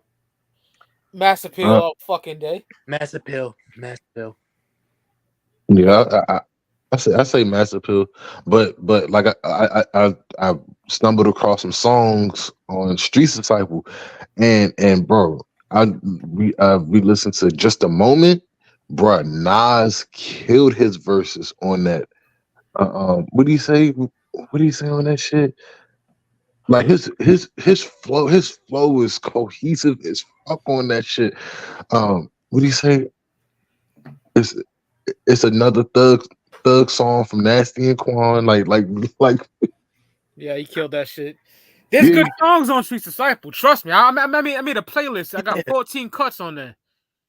Thief's Theme. Oh, Thief's Theme is crazy. I love It's another joint on there where he paid homage to Coogee Rap. It's the song. It was Rakim. Yeah, Rakim. But he got another song on there where he used when I was 5 years old I realized the Road to Riches. He rapped on the Road to Riches beat, and then it was like in the middle of his verse where he used Coogee Rap style on that shit. I was like, oh shit. I'm like, this just, I'm like, when I was listening to that shit, I'm like, bro, this just sound familiar just because of the way that the song sounded. So I'm like, bro, this sound like a Coogee Rap. I'm like, this song sound like a Coogee Rap song. So I went to One It Did All Live. It wasn't on there. Then I went to Road to the Riches and I found it on there. So and then I listened to the song, and then I was like, okay, yeah, he was paying homage to Coogee Rap on that song. Go back to the song Disciple and listen to it thoroughly. He's actually he's using like Coogee Rap's rhyme style on that shit. It's the same way how he used his rhyme style on Fast Life, which is my favorite Nas verse ever. Like, bro, I know I repeat this verse a million times, but I don't give a shit. He for foes, shopping sprees with my fleet for clothes and Caribbean sweets, deep dripping beats with flows, nigga. Like, Yeah, so here's a toast to the funds and things. Gun smokes, raised brave others is buried with kings. That, oh my yeah, god. And I like how they went back and forth on that song too. Coogee Rap and Nas together. They should have made more songs together too.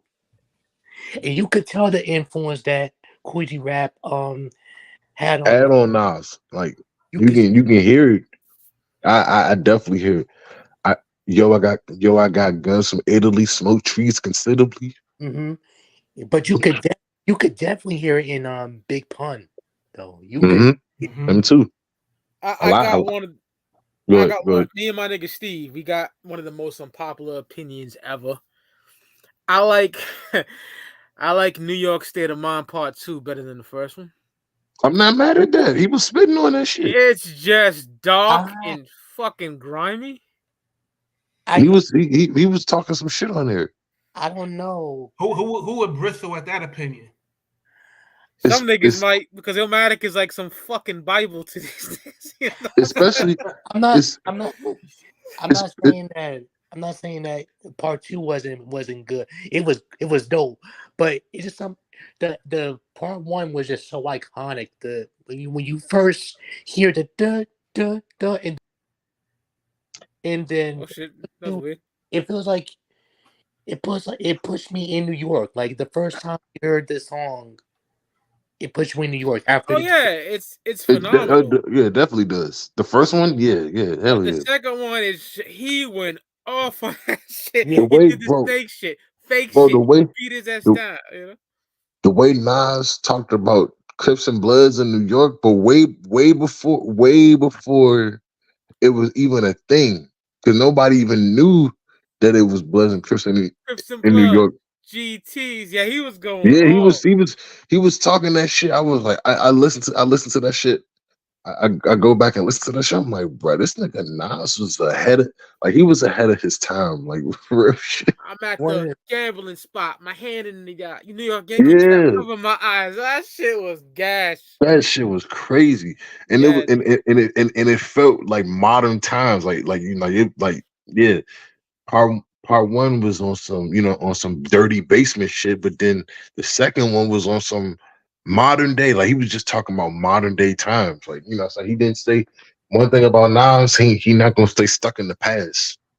No, I can't say that he's not gonna stay stuck in the past. He gonna move forward. He don't care about them boom bap backpack niggas. Like, oh, so you should rap on DJ Premier and Pete Rock beats and shit. Nah, fuck that shit. Like, he like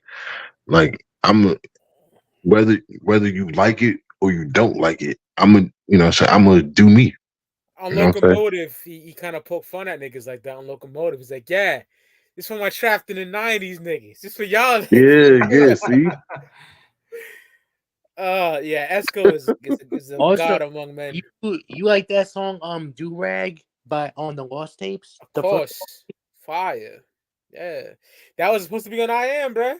It's made for I Am.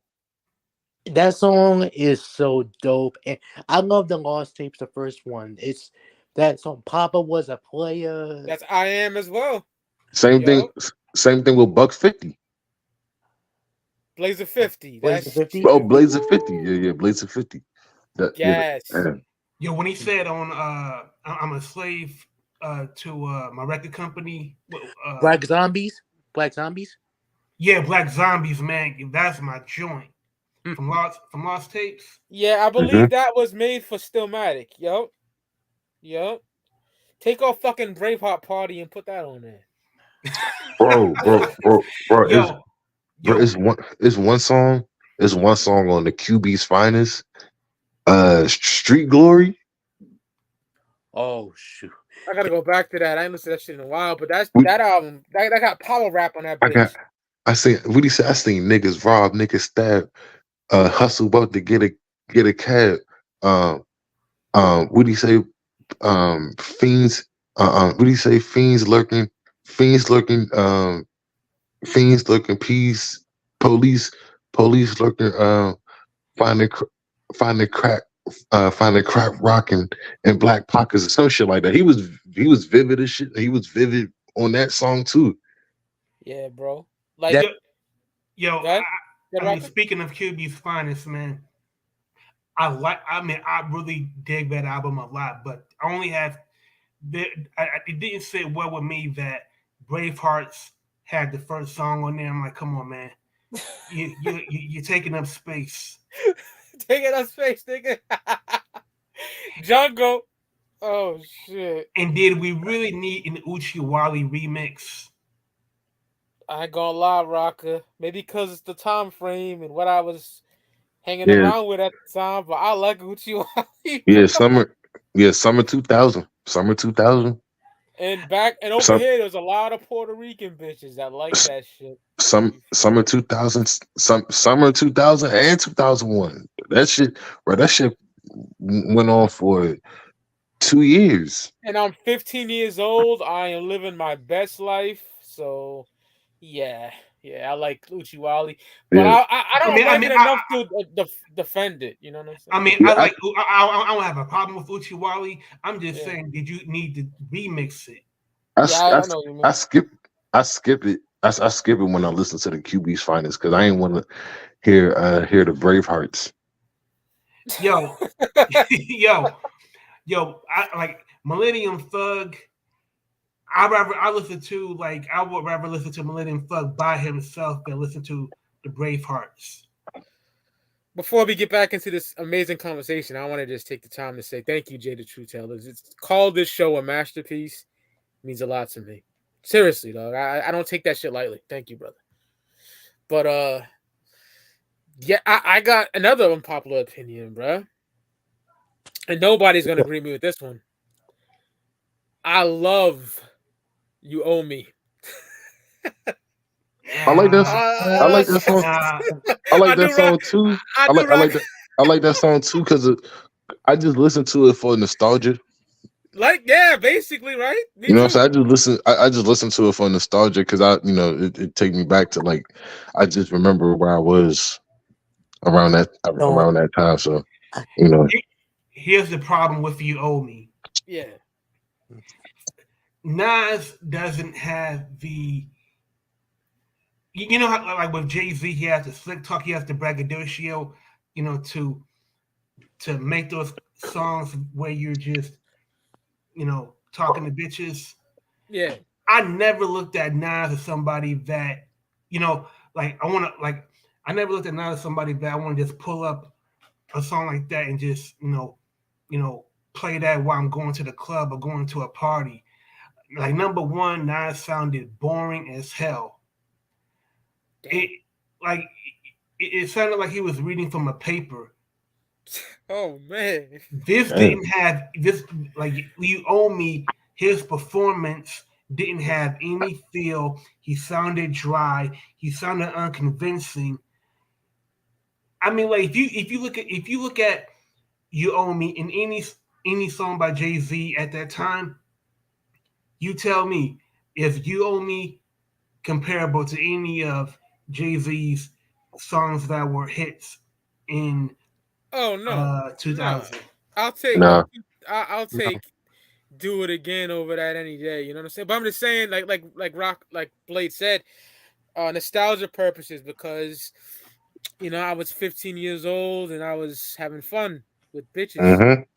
That's why, and it's a fly. Like, Nas songs for the hoes ain't his strong suit at all. That's right. Yeah. But there's something about, I'm a big Genuine fan too, bro. 100% Genuine, my nigga. Yeah, that hook. That hook is. It had more of an R&B feel than a hip hop. Yeah, and I love Genuine, and I love that fucking song. And I agree with Roc-A. It's not his. Nas ain't good at that shit, but it was because where I was. Now I will never defend it and say that's a great song, nigga. You bug? No, never. But if it come on the playlist, excuse me. If it come on the playlist, I'll listen to it, but it's not my it's not my go-to song. Like, oh, I gotta listen to You Owe Me. Yeah, likewise. But I like it. I can just imagine like Jay-Z hearing You Owe Me for the first time and saying to himself, "Oh, that's cute." That song is not better than I Just Want to Love You. That song ain't better than Poppy. You know what's funny? I can definitely picture Jay, like him and Dame in the studio, like like with his hands on this shit, like, oh yeah, that's real cute. That's real cute. I mean, with the exception of Uchi Wally, Nas doesn't really have the best girl sex tracks. It's not really his style to me. Now storytelling about bitches, he got it. Undying Love, get the fuck out of here. That's a masterpiece. Yeah, Undying Love, Black Girl Lost. Black Girl Lost is phenomenal. Remember the times? Tremendous. Yes. Yeah, and Black Girl Lost was deep, bro. Like, I feel like shit, I don't mean to sound like an old head, but I feel like a lot of young women now should listen to that song because it's like,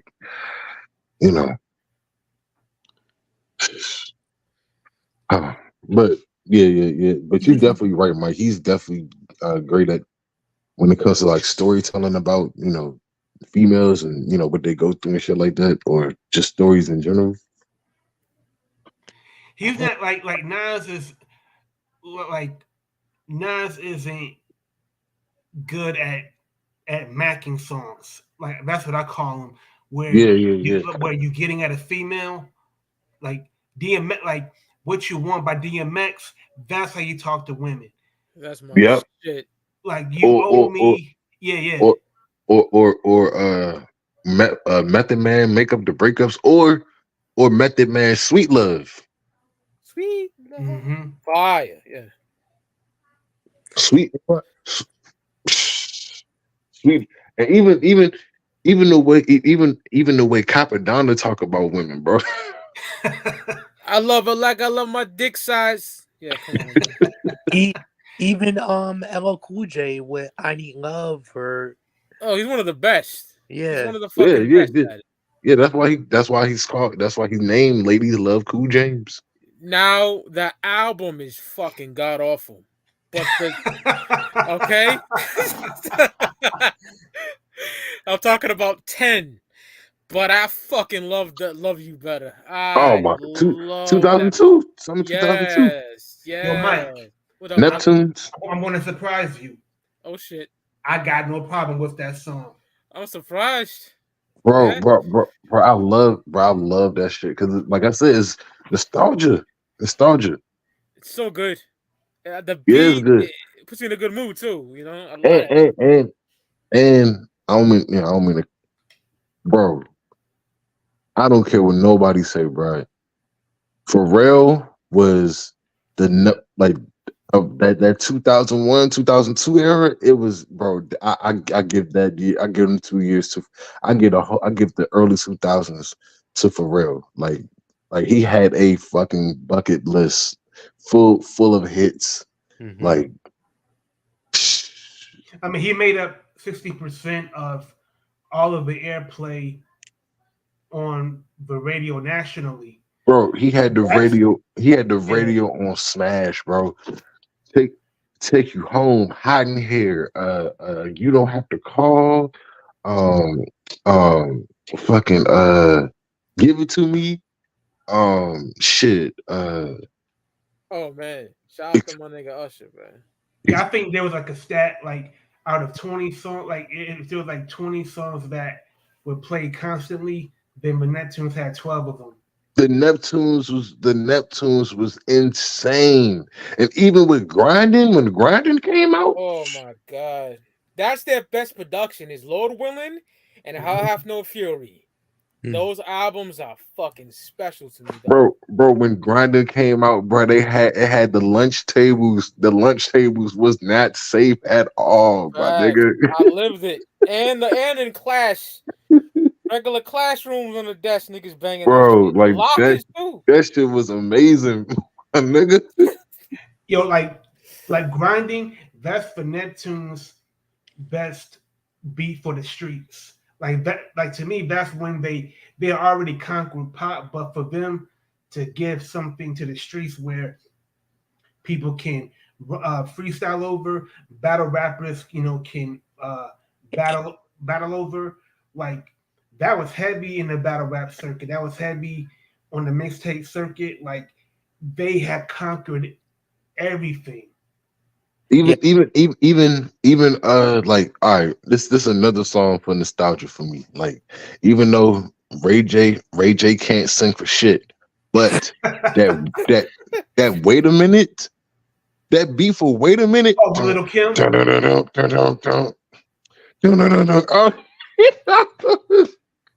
I gotta look that up. I probably know that shit. I probably know it.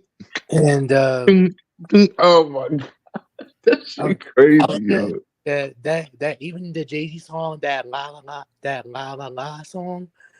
Was For the Bad Boys 2 soundtrack. Yeah, that was a good song by a producer by the Neptunes also.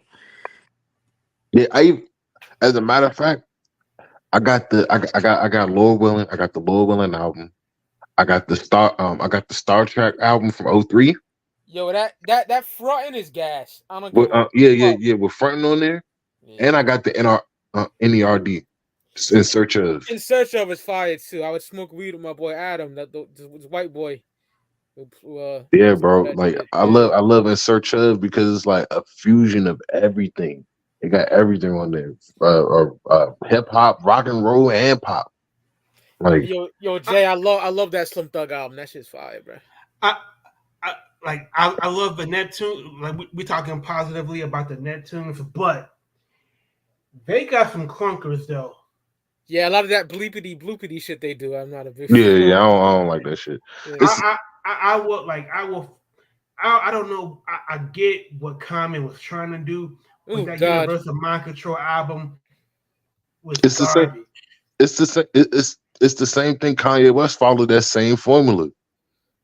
Kanye West followed that same formula, like around the 808s and Heartbreak era. Yeah. You know what I'm saying? Like him and Pharrell was going towards that futuristic type, like they was like, I feel like 808s and Heartbreak. I hated that album. That was my least favorite album. I can feel like and then if you notice, Kanye West started doing it on the Graduation album with the song Stronger with Daft Punk on there. Yeah. Yeah. Yeah, he started doing that. He started that was the beginning of that shit. And Kanye played a big role on why the Blueprint 3 was the way that it was. Like that was all him. That was all Kanye's hands on that, and no ID. Yeah. Did he produce Run This Town? Yeah. I think he did. I think he did Run This Town. I still get violently sick whenever I hear that song. That song was played too damn much. Yeah, 2009. That dropped the exact same day as Raekwon Only Built for Cuban Links. Cuban Links 2. You know what I was playing, right? You already know what the fuck I was. Yeah. You was listening to that Pyrex. Yes. In that surgical gloves. Yeah. But that Empire State of Mind song, they play so much too. That song sucks too. God. Yeah, like Jay. Kanye had his hands on that shit because that was that sound that saying it birthed the Kid Cudis and in that era. I'm not gonna front. Day and Night by Kid Cudi was a cool song. That I like that song. Day and Night. That's all good. But I was gonna just a quick story with 808s and Heartbreaks. Michael Jackson kind of like told Kanye that he could sing, and Kanye said in an interview that Michael inspired him to do 808s and Heartbreaks because he loved the singing. voice. And that's when, you know, so yeah, that's what inspired him to do it. So thank Michael Jackson for that. Thank you, Mike. Cause he said he could sing cause he heard Good Life with T-Pain on it from his graduation album, and he thought that was Kanye singing on it. And he's like, you could sing, Kanye. So Kanye kind of what made 808s and Heartbreaks, but he wasn't really. Now I got to question Michael Jackson's musical ear. Like, I'm a layman, and I can tell that Kanye was using a lot of modulation to fix those pitches. Yeah. You got to be kidding me. Yeah, he literally said it in an interview on a Hot 97 interview. Yeah, dog. I'm so happy he redeemed himself for My Beautiful Dark Twisted Fantasy. Yeah. Because 808s was not it. I fucking hated that CD. Yeah. I loved My Beautiful Dark Twisted Fantasy. At first, when it first came out, I wasn't feeling it because, like I said, like when it come to Kanye, like now I understand the reason why the way that he is, because like he's another artist. He just don't like to stay stuck in the past. Like, you know what I'm saying? Whatever new ideas he's thinking about, he gonna go with it. Whether people fuck with it or not.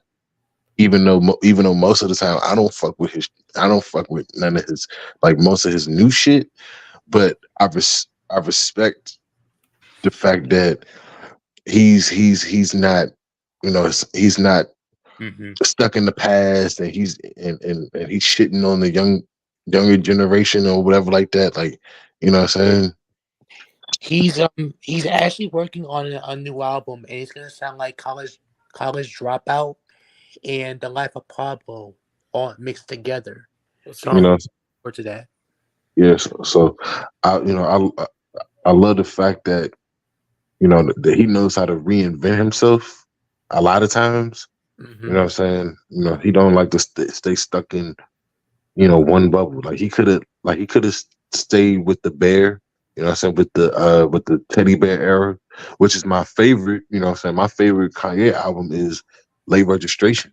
Oh man. That's my favorite one ever. Like yeah, you know, don't get me wrong, like I love College Dropout. But when he continued that school theme with Late Registration, and then it got even better, like the broke five broke skits with D-Ray Davis on, you know what I'm saying, with D-Ray Davis on there. My fucking on My Way Home with Common, the way he gave Common a solo on there, and that's B era Common right there, 05. Yeah. You know what I'm saying? So, you know, and that was the introduction of good music. My favorite song on Late Registration is probably Late. With Cameron? I'll be late for that. That shit, nigga. That beat is so ill, bro. Like it's so soulful, and it got like gospel, it got like gospel elements with the organs and shit. Oh, he's a fucking genius, bro. My favorite songs from the Late Registration is Remajor with Nas. Yeah, Touch the Sky with Lil Baby Fiasco. And with the Curtis Mayfield sample. And Hey Mama, with did a tribute to his mother. And he was he was digging in the crates on that album, like with Drive Slow with Paul Wall and GLC. Yes. Music with the Game. My homie Molly used to stay Sunny Nights in May. One of my best friends from back in the day, when said the came in. This one from the Stones, he nicknamed me Cave Rock, so they'd leave me alone.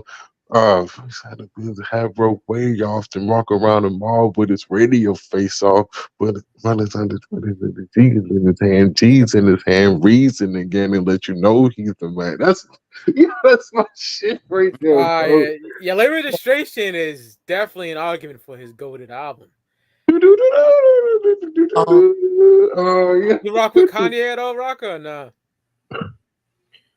I mean, I like some of this music, but I can't say I'm a big fan. Well, respect. I love him. I love College Dropout, Late Registration, Graduation, and My Dark Beautiful Fantasy. That's like his magnum opuses. You didn't like Diamonds Are Forever with. Love that. Oh, shit. that's one of my favorites. I like the original one better than the one with Jay. But even though Jay killed the remix, I can't even front on that. He killed his verse on that shit. And Bring Me Down with Brandy. Yeah, that's a good one. We both the master say we have to say, besides what the past to say, I have to say, since Pac passed, come on, bro. Crack music, and he got real deep on crack music. It's that crack music, nigga. That real music, see, what did he say? I dealt through all this old bullshit into a tone. I put something on the pulpit. We took that shit, measured it, and then cooked that shit. And what we gave back was crack music. Now we ooze it through their nooks and crannies. So our mamas ain't got to be their cooks and nannies. So we're gonna repo everything they took for Grammy.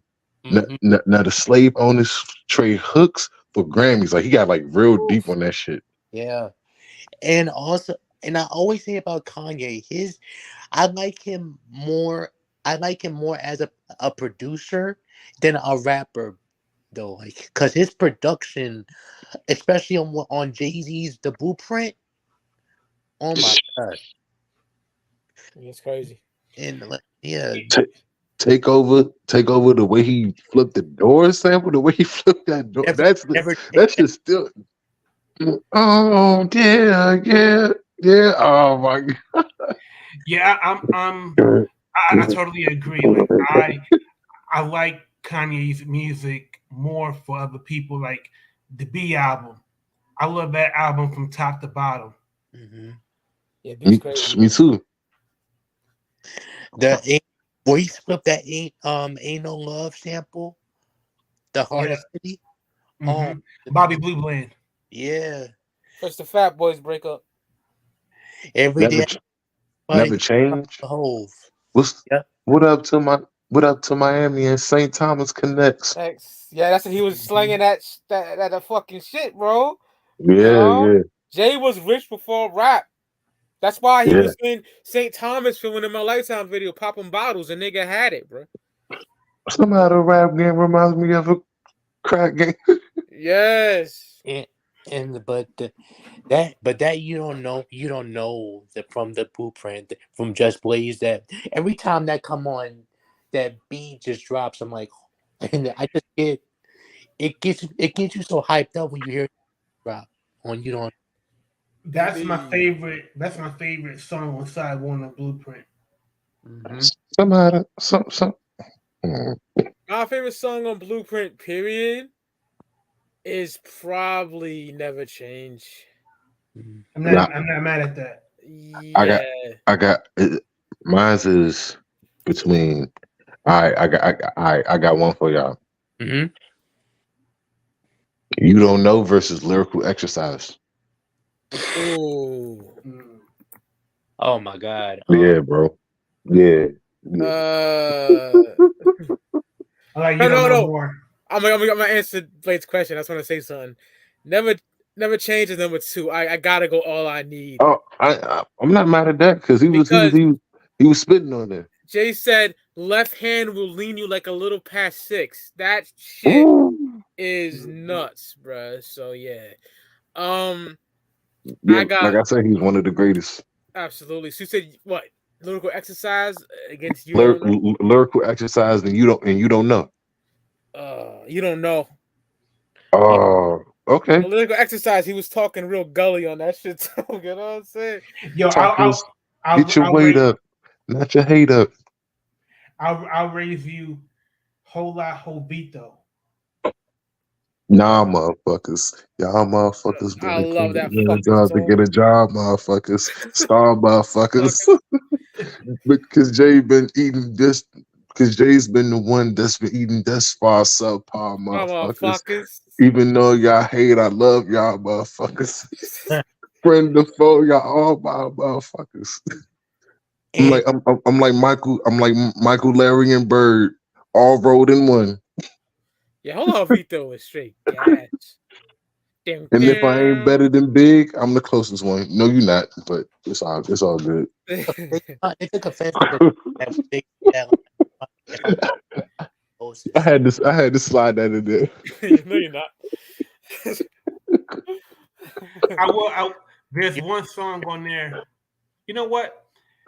Again, like the singles were not the best songs from the album, and there's one song on this album more than H to the Izzo that for the life of me, I don't know why so many people sweat this song, but Song Cry. Overrated. Just Blaze. I like that song. That's a cool song. One of my favorites. Repeat the CD of Biggs, Me and My Bitch. Yeah, it's just fire. I mean, I know it's supposed to be heartfelt, but I know it's supposed to be heartfelt, but yeah, it just screams of oversaccharin. Like it's very contrived and insincere. Like when Jay is Jay has songs when he's being very authentic and being very vulnerable. It just felt like it was shtick with Song Cry. Like he's like trying to be vulnerable. I'll tell you one thing. I was sick and tired of BET playing it though. Oof. Oh yeah, one of Park. Song Cry? Yes. Oh yeah. Fuck, man. Yeah, but I like it, but I won't defend it. It's not like Roc-A said like he didn't say like all I need is trash or something. You know, say because that's my favorite song on the album. I fucking love that song. 2001, 2002. Yes, sir. What do you think of Renegade with Eminem? You think Eminem murdered Jay on his own shit? Yes. Yeah, I think so. Because killed that shit. M had 2 verses on there. It was originally. I think the fact that Jay-Z had all the time in the world to write his verses, even after hearing what Eminem had laid, and you still get outlined. How can you not say that Eminem didn't murder him on his own shit? Yeah, it was originally Royce da 5'9" was supposed to be on the song with Eminem, but I think he gave it to Jay. Yep. Actually, I've heard like the original version. The Blueprint version is far superior. Another one of my favorite tracks. I just love this beat, bro. The Blueprint Mama Loves Me, bro. I just love that beat, man. By Bink. And he mentioned banana pudding, and that was my shit as a kid. That percussion with that ew, ew, ew, ew, ew, ew, ew. Oh. Blueprint is damn near yeah, that's the Al Green shit. Yeah. And what about Girls, Girls, Girls? Do you like that song? Yeah. I rocks with it. I got no problem with Girls, Girls, Girls. Even though that beat was supposed to be for Ghostface, but he turned it down. You could hear him on that. That's Bulletproof Wallace era Ghostface too. Yeah, you sure can. It's soulful, all of that shit. But he told Just Blaze he didn't like it. But he does have his version. He sung it live. Has he? I've never seen it. Yeah. It's on YouTube. I know. I had a bitch named Keisha. You could hear him on that shit, right? Yeah, with the soulful, with the souls.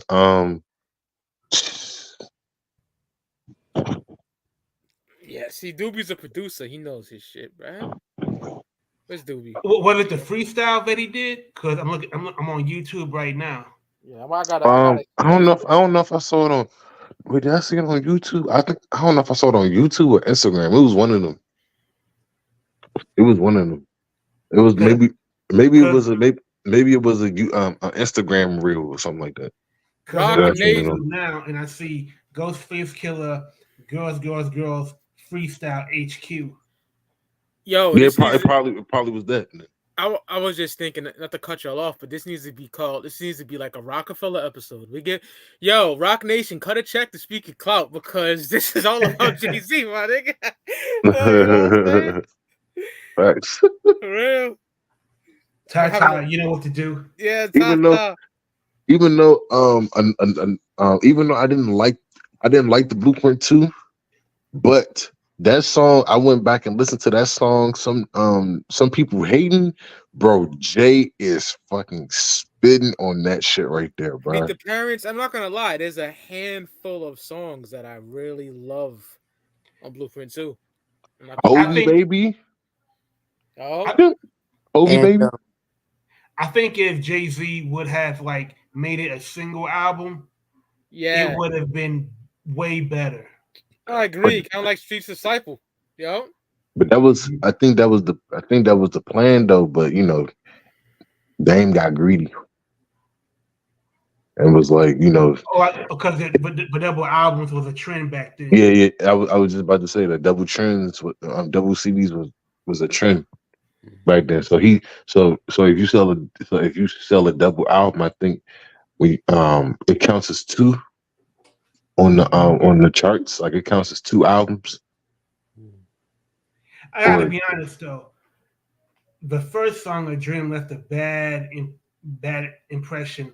Like, dude, like you really just going to copy word for word Biggie's verses from It Was All a Dream.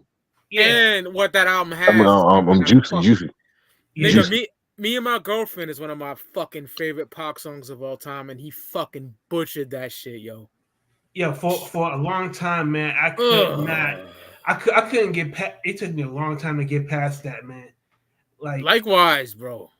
Like this dude didn't even like you, and you still went and remade Me and My Girlfriend. Like Me and My Girlfriend is raw. Yeah, and it's it's totally unrefined, man. Yeah, I don't know what Jay-Z was thinking when he made Bonnie and Clyde with Beyonce. Like you said, Tupac didn't like you, so it's the same. It's the same thing. It's the same thing with It's the same thing when he did the same thing with What More Can I Say when he bit the big when he bit the big bar. Bring him out. It's hard to yell when the barrels in your mouth off the Black Album. Off the Tracy. I'm talking about when Big said that. He said that on the Tracy Lee. He said that on your hands high, right? Put your hands high. Yeah, yep. He said that. Bring him out. It's hard to yell when the barrels in your mouth. I know. And then even Jay used the same beat. He used the same beat. And say a big verse and begging up my brother. Man, okay, bro. The difference between who just kept stealing. He said, "I'm not a biter. I'm a writer with my songs and others. I sing a big verse. I'm only bigging up my brother. Yeah, right. Bigging up my bro. No, you're not. That's why Esco said how much of Biggie rhymes gonna come out your fat lips. You know, oh man. Yeah, because he thought he was slick. He thought he was slick, and he thought people wasn't gonna like notice. So much when the Remy's in the system, he did that. Ain't no telling when I fucking will I diss some. That's what they always say. Or real niggas. He said ain't where Big said ain't on the road to riches and diamond rings. Real niggas do real thing. They said it on In My Lifetime Volume 1. He said that. Now, even though he did recycle his verse from "I Love the Dough" when he said and the two fellas and any chance you get and any chance you hit, we live for the moment. Makes sense, don't it? No, make dollars. He used that as the chorus for "Watch Me" off Volume 3 with Dr. Dre. Mm-hmm. How can you be better than Biggie when more than half of your rhymes come from your man, supposedly? And Yeah, and and also he didn't just steal from Biggie's lyrics, too. He stole from other rappers, even Nas. And Nas was and him was going at it.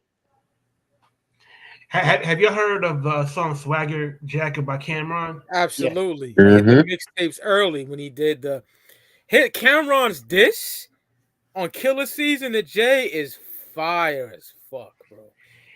and like I That, that's and like the I that, mhm. like I said too. Well, I heard an interview with Juelz Santana where he was saying that H to the Izzo beat was originally supposed to be for Cam, but but Cameron came in and no Jay-Z came in and was like you know give me the beat or whatever like that, and he paid Just Blaze a certain amount of money. You already know you already know Jay always got to throw money at you when he want to negotiate something, even if it's not his track. He did the same thing with Ja with the Can I Get It. That was supposed to be his song for Vedi Vedi Vici, but he came in the studio and he heard Yeah. the song and he was like, give me so I want that.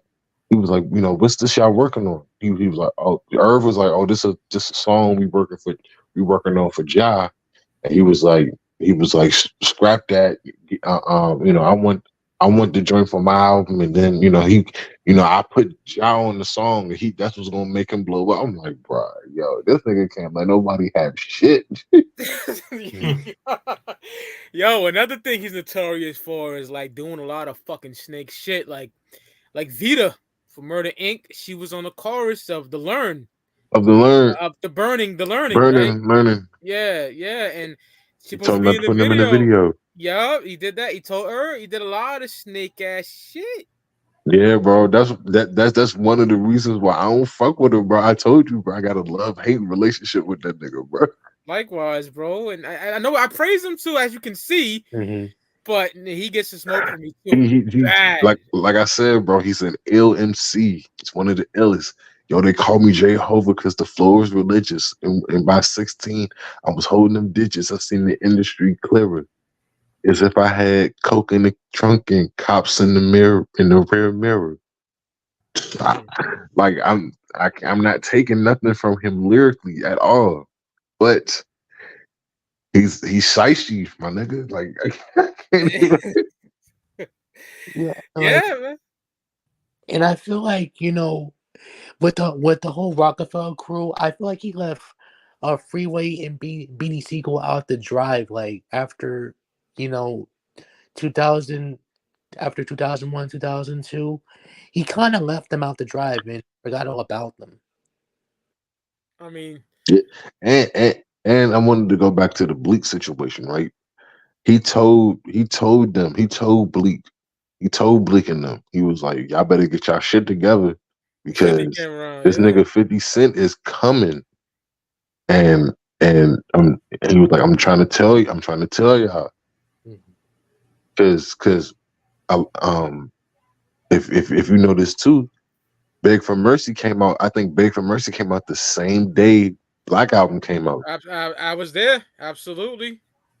Yo, the Yeah, it both came out both this. It turned came. both turned 20 next month.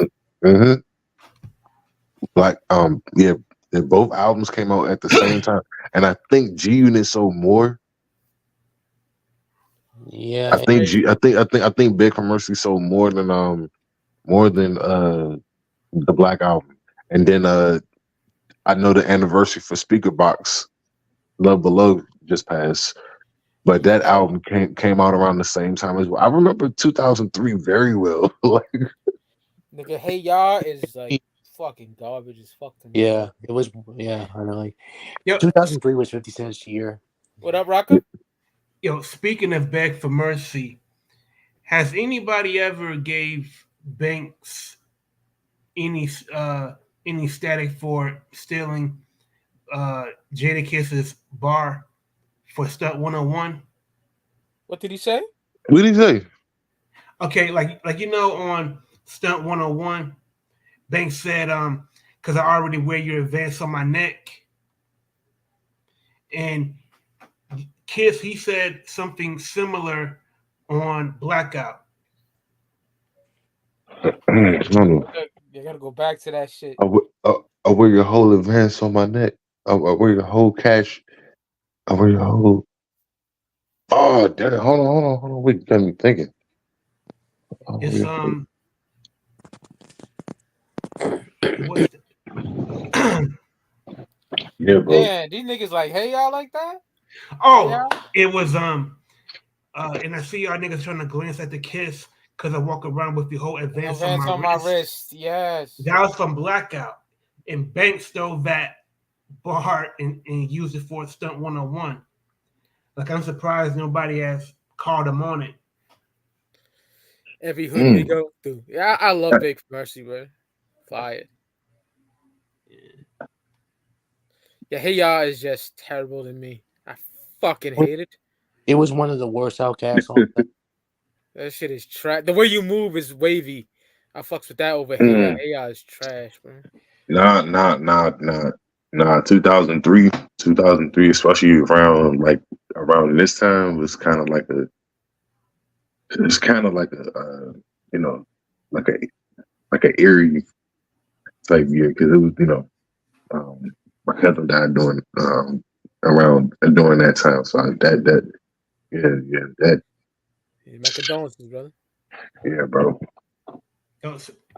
Speaking of Beg for Mercy, like G'd Up, woo, yo, that song that's my favorite song on Beg for Mercy. That's as gangster as you can get. I love that shit. My favorite song on there is probably Gangsta Shit. Mm-hmm. But I think G'd Up, that's when Buck said my fingernails filled with cocaine residue. I think that's my favorite is Popping Them Things. That Dr. Dre beat. Yeah. When 50 Cent's hook on that song is fire. It is, bro. One of my favorites is Popping Them Things, yeah, because Banks said I put G's on you, fit it like the Negro League. And I was rocking those fitteds back then. I had a brown and black joint with the brown G on it. And I said, this nigga Banks is crazy. It did at the beginning of the song. He said, after the VMAs, my baby mama cussed my ass out. I kicked the grass. And he said something about Steve Stout. I think that's what he said on Popping Them Things.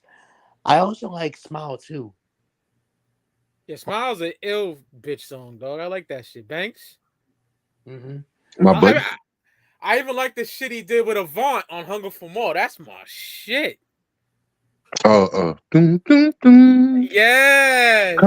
Karma. Yes. Okay, so Mike, do you like Smile or? I love that song. Fucking love that. I want to see you smile. Yeah. And I love I Want to Get to Know You with Joe that they did R&B. So Fly. What up, Rocco? Oh, I'm So Fly. That's from Hunger for More. I'm so fly. Yeah. I got money and he was spitting shit on there too. He was like 2004. Because when I spit, I get my ooze and the spin out. I'm fucking it up, but he said some really fly shit. You know what I'm saying? But we're gonna say Rocka. Do I like what? Do you like Smile by Banks or You Owe Me? Smile, bro. Smile. Yeah, by a large margin too. Yeah, I think it's the combination of 50 Cent's hook and the guitar lick in the song, like my man Blade was saying, like that guitar lick with 50 Cent's chorus on top of Banks, rapping is far superior to You Owe Me. Yeah, I agree. I love Hunger for More so much. I got the regular pressing, and I got this banging ass G-Unit collector's edition with like his face on like a dollar bill and shit. It's fire. I think I posted that before on Instagram. My favorite collector's edition is straight out of Cashville though, because Buck got the ski mask though. Shit go hard, man. I love the G-Unit era, my nigga. Like from 2003 to 2006, 50 Cent G-Unit was all over the place. Yeah, nigga, I was in the building, bro. Definitely. Yeah. Bulletproof video game that 50 came out with. I think from 03 to 06, like 50's business savvy, it was working at its highest. And at optimum, because 50 Cent was able to gather his troops and make a dope rap album. It like it had something for the ladies, but it was still a hardcore album. Yeah. He kept it gutter, and that's what I will always remember about that period. Mm-hmm. He even kept making mixtapes like G-Unit Radio. Yo, Roc-A, I have all of them. I have every last one of them. all of my iTunes, no tracks missing. Like that Piff that was around. I got my mixtapes are complete. Yes, sir. Mm-hmm. Yo, I like around. Like I had like like when you download from that Piff. Yeah, it was like it'll say like, do you want to keep downloading more mixtapes? Yeah. And I will always, keep downloading as long as I had enough storage on my computer, to download them. Because I would have like separate folders, like G-Unit Radio 1, 2, 3, and I would just build folders and just keep a playlist on them. Fuck yeah, bro. I want to show y'all how serious this shit is. I'm going to load my iTunes up right now. I'm going to show y'all. But yeah, man, Beg for Mercy was just a great album. Man, I can't wait to post that and talk about that album on the 20th anniversary. And like at the time, Interscope wanted 50 to put out another solo album, and 50 he refused. Like he wanted to put out the group album to set up the solo albums, in the future. And that was the smartest move he could have made, because if 50 would have put out another solo album in 2003, I don't think 50 would have had the cachet to put out a Yayo album. That's one thing I can say about.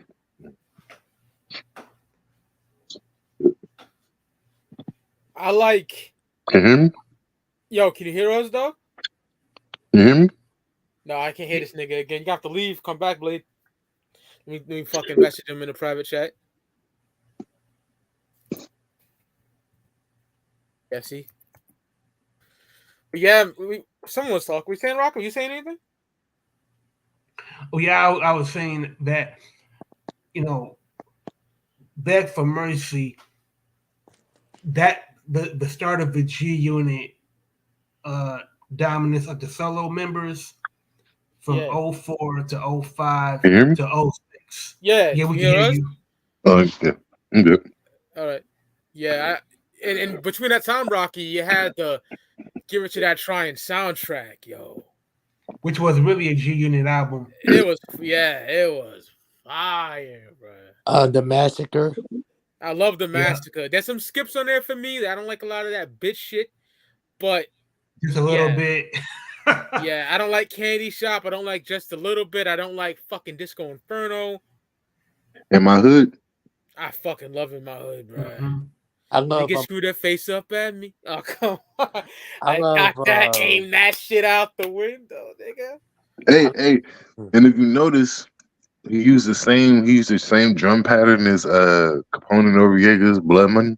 He used the same drums. Yeah. I love when the guns come out and I don't need them. off. I don't need that music. That's buck Nah. wild. Now, one song by 50 I've been bumping a lot is Problem Child. I'll be bumping 50 mixtape shit more than I do his albums. Mm-hmm. Yeah, I'm kind of even. I'm kind of both because I like some album cuts are fucking crazy. Bro, like I said on the last live, bro, that fuck you off of the Guess Who's Back. Yo, I thought that was a Primo beat when I first heard it. Likewise. Dun, dun, dun. Dun, dun, dun, dun, Beating the dun, jump once. That's why I dun, talk dun, funny. dun, dun. I got shot 9 times, my nigga. Yeah, that's just gas. That's why I talk funny. And you rap about that a lot too. 50. Yeah, Doobie, I agree with you. That would have been better if they did that. If the massacre was a double disc, have the female drinks on one disc, and she should have. Hey, that's smart. He should have did that shit. Rider music is crazy. High tech, I think it is on the boards, yo. Crazy. Nah, but you got to remember though, that like between 2003 and 2005, bro, that was bro. He had it on lock. Like you couldn't tell him shit. And you even have, and I even like what's that song from 50? God gave me style. God gave me style, and God gave me grace. Yeah. Even though the top two biggest albums are the top three. My top three.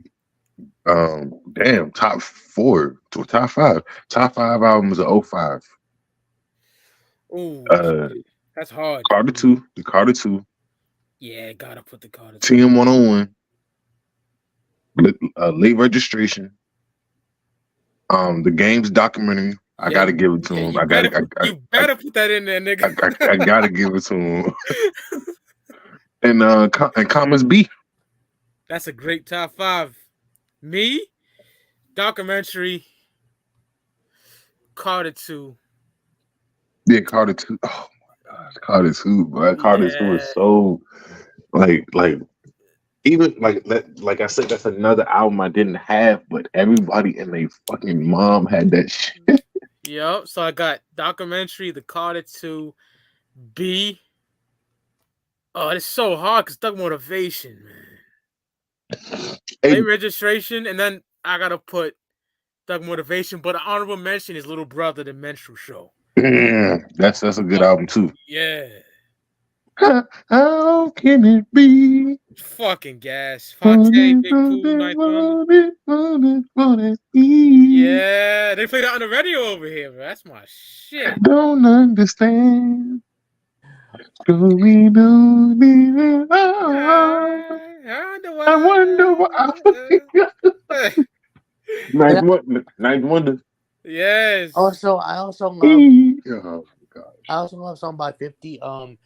Who You Went With on the Guess Who's Back mixtape with Nas and the Bravehearts. Yeah, sounds gangster, man. That's not Shadamas era. That Queen shit. Yo, do y'all remember when what's my man's name? Bangum Smurf fell out with 50.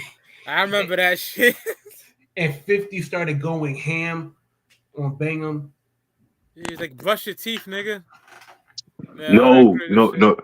It's a freestyle. It's a freestyle where he used the same lyrics, but it's a freestyle where he's dissing Rain Ghost after the whole Clyde Smith skit.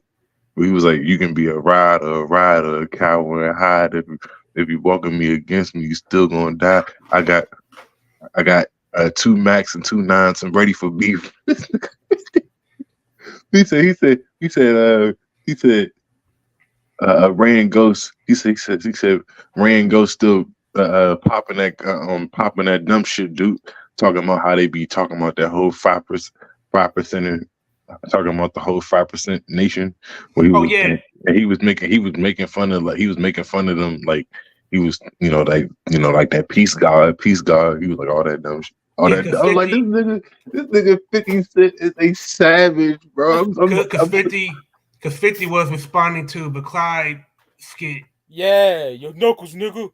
Yeah, I was like, I'm so, bro. I'm so surprised the Nation of Islam didn't go for this nigga throat. I'm gonna have 100 wolves on you. And that's more. That's word to everything, dude. You fucked up. You fucked up bad. I will say he kind of nailed like the Nation of Gods and Earths to a T though. I'm gonna kick you in your ass and all that shit. You know that. And take your little watch and all that. You know what that is? That's fucking Ray. You know that's Raekwon, bro. You a bird. You a bird and niggas gonna see you. Faggot ass nigga. because on YouTube you can find the Raekwon. You can find the original. You can find the original. He was like, you can say all them other nigga names, but niggas gonna see you based on that, Big Daddy. I know what ain't bark on you, cause they want to see your little punk ass come in the game and acting like they trying to lift you off their strength. All right, you ain't even all that, Duke. It's classic, bro.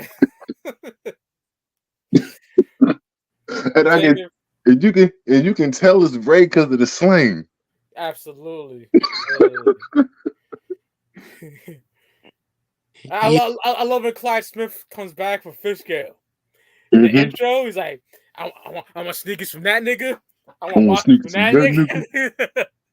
And I want t-shirts from that nigga. And a motherfucking bully chick who love that shit, bro. Like, bro, only Raekwon the chef. Absolutely. Fishgale is fire too, bro. Like, bro, like I said on the song Sneakers, bro. Only Raekwon would make a song. Like, I granted, everybody made a song about, everybody made a sneaker song, but the way he did it was like, bro, like, you can't Diodora and New Balance and yo, Roc-A, what you think of Immobilarity? Was I thinking of Immobilarity? Yeah. I didn't like. I liked it more than than you got shit. Roc-A most definitely. I mean, Raekwon's worst album is better than you guys' best. When I heard Immobilarity, I did feel that the change in production was really swift. Yeah. And it was a little jarring, but the rhymes was always there. Like Live Nigga Rap is that's my favorite song on that album. Fucking love that. Because it was the song that most reminded me of Only Built for Cuban Links. Yeah. Casablanca. You talking about live from New York. Yeah. Yeah. Live from New York. I said it before. That song remind me of Belly. Like, it just give me Belly vibes. Buns and fucking Sincere, you know? Mm-hmm. Yes, sir. And that's Ray rocking that. Oh, so gas. Like Ray had the spider chain in that era too. You know what I mean? Fire. And some songs off of like some songs off of AZ's Pieces of a Man remind me of that movie, even though it came out in '98, but it still remind me, like, it's still like that CD still remind me of some songs off of that. Still remind me of the movie. A lot of niggas say that, Do or Die is his best album. I'm not mad at that. My favorite AZ album is Pieces of a Man. Lit up with the skinny chicks, Bally with the Henny mix. My man, boy, see me flicks playing. He ain't seen me sex 96 with the trial with the sea attempts. If I'm not real or not, if I'm holding what kind of still I got false alarms, tattoos all across my arms, bell bombs a while back. Lost my mom. Since that, a setback, shitting on niggas without the X slacks. Ice rolling through the front, ice rolling.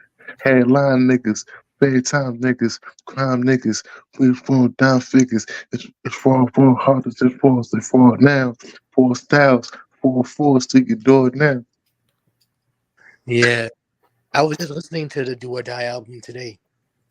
Great album. Yeah. Hey, I'm gonna go off and get off of here. It's been fun chatting with you guys always. And I'll see you guys in the next video. Well, whenever you guys do the next Speaker Call podcast. Shout out to all of you guys, man. I'll No catch up. question. Good talking to you. You Bomb. too. All right, bro. Peace. All right.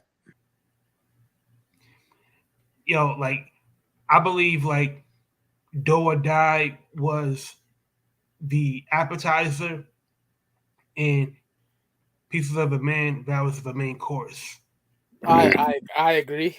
I agree. And I love Do or Die, but Pieces of a Man is just Yeah, Pieces of I love that album too. that Jill Scott Heron shit. My nigga, you know, like Yep. What was the song he did with Foxy on that? What was it called?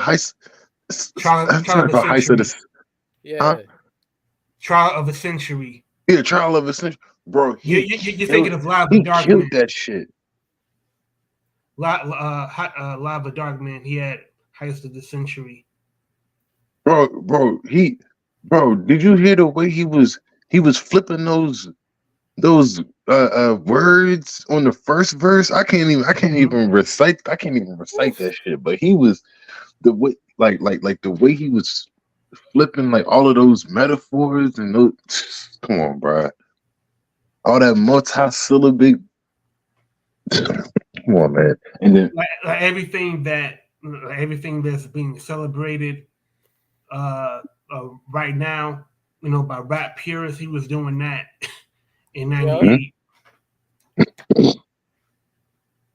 Yeah, and like I said, like, you know, like when I listen, you know, like when I listen to Rome Streetz, AZ is one of the artists that I go back to when I, you know what I'm saying, when, you know, like every time I listen to Rome's rhyme schemes and shit, I'm like, I'm like, yeah, you can definitely tell he was studying AZ too. All day, you could tell. All day, like especially with the song East Coastin'. I got my computer right here. I got my computer right here. Yo, the song "What Happened," yo, with the RZA. With RZA? I love that shit. It's dark. Yo, that was one of the rare times where I really heard AZ really get grimy. He gets grimy on Sosa too on the same album, you know? Yeah. Yeah. That's he's like a 12-shot Ruger into an Uzi. It gets the Uzi. Oh man. So fire. And even though I like Trey Leches more, I like RZA was like at the zenith of his producing career, because like I didn't know that RZA had produced whatever happened until I read the credits. Because I had that album, but I didn't really go through the credits. I just listened to it. Yeah, I be doing that shit, especially as a kid. I didn't give a fuck about that shit. I looked at the pictures and shit, of course, but credits only sometimes. When I got older, I cared about that shit. Yeah. Here you go right here. Like, I'm gonna just say this one little line. He was like, I'm talking about Rome. He was like, "Go out and get it. Don't nothing hold you back from committing the cul-de-sac. From committing the cul-de-sac to hold the stack. Fuck being low and flat. The dope rap. Load up, blow the flow. To throw the conic. We got pizza to the homies. I'm the door. Just phony cats. Salute the great. Truth to do to rule them. Move the states and move the rules to wait. Yeah. What album is that on? Because I never heard that shit. To keep it a stack. This is off the Streetz. The Streetz is calling. 2018. That's some little kid holding a ratchet, right? Mm-hmm. I never even heard that shit. I heard everything else. It got some I can't believe I'm saying this. He got like 2 skips on there. He got some shit on there where he rapping on some trap shit. Oh damn! See, Yeah, because yeah, yeah. my introduction to Rome was Head Crack and Nose Candy 3. But one thing I can say about that shit, like you can, I appreciate his versatility because it kind of reminded me of the Ali Vegas interview when he was like $500,000 can rap over any, any kind of beats with that style that he has. So the fact that Rome did that, I I appreciate that shit because it's like I'm gonna show y'all that I just don't rap on boom bap shit too. I can rap on I can rap on trap shit as well. It still be me. Yo, Roc-A, did you ever get hip with this kid Rome Streetz yet, or? You know what? I've heard the name, but I really haven't gotten into his music just yet. Oh, he sounded Griselda. He sounded Griselda, right? Bro, he's the nastiest. Roc-A, your mind will be blown, okay? Of this era. Okay, yeah, because like I'm so heavy into RJ Payne. Yeah, well, you like Rome ain't as angry as RJ, but he's Rome. He's like AZ meets Mega. Oh shit! More he's cocky. he's I say he kind of remind you of that Nas Mega, Mobb Deep, you know what I'm saying, that Mobb Deep Capone Noriega era, you know what I'm saying, and then you know what I'm saying, mixed with a little bit of, you know what I'm saying, you can mix a little bit of Wu-Tang in there, like as far as like the like I said, with the Raekwon only book for Cuban Links influence, you know what I'm saying, mixed with that fly shit, like he's dope, bro. And then he's dope with the multi-syllables. He never say the same thing twice. Never say this, even though he does the drug talk a lot, but you know what I'm saying, it's repetitive, but it's not repetitive, if that makes any sense. It makes perfect sense. Roc-A, I'm telling you right now, he's one of the nastiest, like no, that because I'm gonna add him to my rotation because I've been into RJ Payne, Boldy James. Boldy's that guy. I'm gonna say one line. I'm gonna say one line off of this one song. He was like, before you do that, hold that, Blade. I want to say one thing, Blade. Go ahead, bro. Roc-A, he got a song with Boldy called "Serving." Mm-hmm. Roman Boldy. Ooh, it's on Kiss the Ring, his Griselda debut. Mm-hmm. Oh, okay. Yeah, and the shit he says. Say that shit, Blade. Say that shit, bro. Rome Streetz is something else. He got another song. He got this one song off this album that I love called Joyeria. It's jewelry in Spanish. So he got a song called Snow Beach where he was paying homage to Rain Ghost. So he was like learn from experience. I had no OGs. Gotta get to play like Raekwon rocking the Snow Beach. Watch your friends. Every homie ain't your homie. Just get your dough and keep it on the low key. For real. He was like, no record contract, just a bunch of customers and plugs in my contacts trying to palm stack. Survivors only meant for the fitness of firearms. Just the firearms flat, no hand combat. Your own man and sell your mom's crack for the love of evil roots. I say fuck it if it's feasible. We let's flee European vehicles. Eyes blinded by so many lies, can't see the truth. Living the trife life like Mobb Deep. You said that shit. That. Yo, I'm telling you, Roc-A, the kid is in Brooklyn, and he's just a fucking menace. Brooklyn, Queens, the Brooklyn, Queens area. Yeah, he's Jamaican. Yep. The nigga is. No wonder he's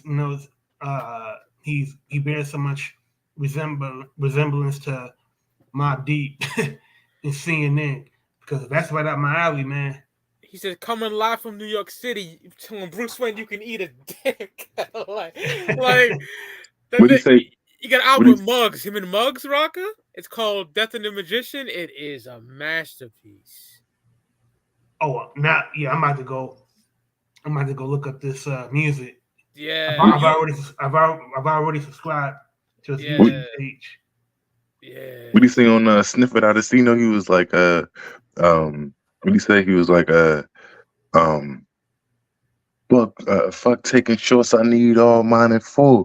Got all my Jews out the hard knock school, plotting on logic. Why you niggas following fools? Got a criminal mental, disregard the rules. God, this hammer ain't no copper to two.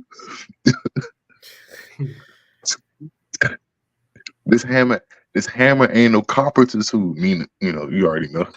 Yes. Me and Blade did top 10 Rome Street songs.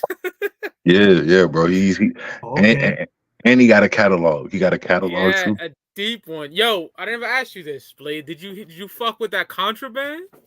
Yes, bro. Gas, bro. I love that shit with Lucky Stop Dreaming. What else is on there? That joint with Ransom. Oh, Roc-A. He got a whole album with Ransom.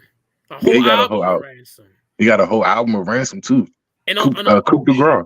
Coup de Grace. And on the CD cover, they're like bulletproof wallets. Yes. Yeah, on the alternate cover. Yeah. With the Ghostface tribute. Yo. Mm-hmm. And there's a song, my favorite song on that album. It's like, what's that shit called? Claudine? It's about him and Ransom, they're drug dealers. Look, always paying homage to the OGs. He not one of them. He not one of them. Like, he pays his respects to the ones who came before him. He was like a live nigga rap like P and Nas. My mind's sick.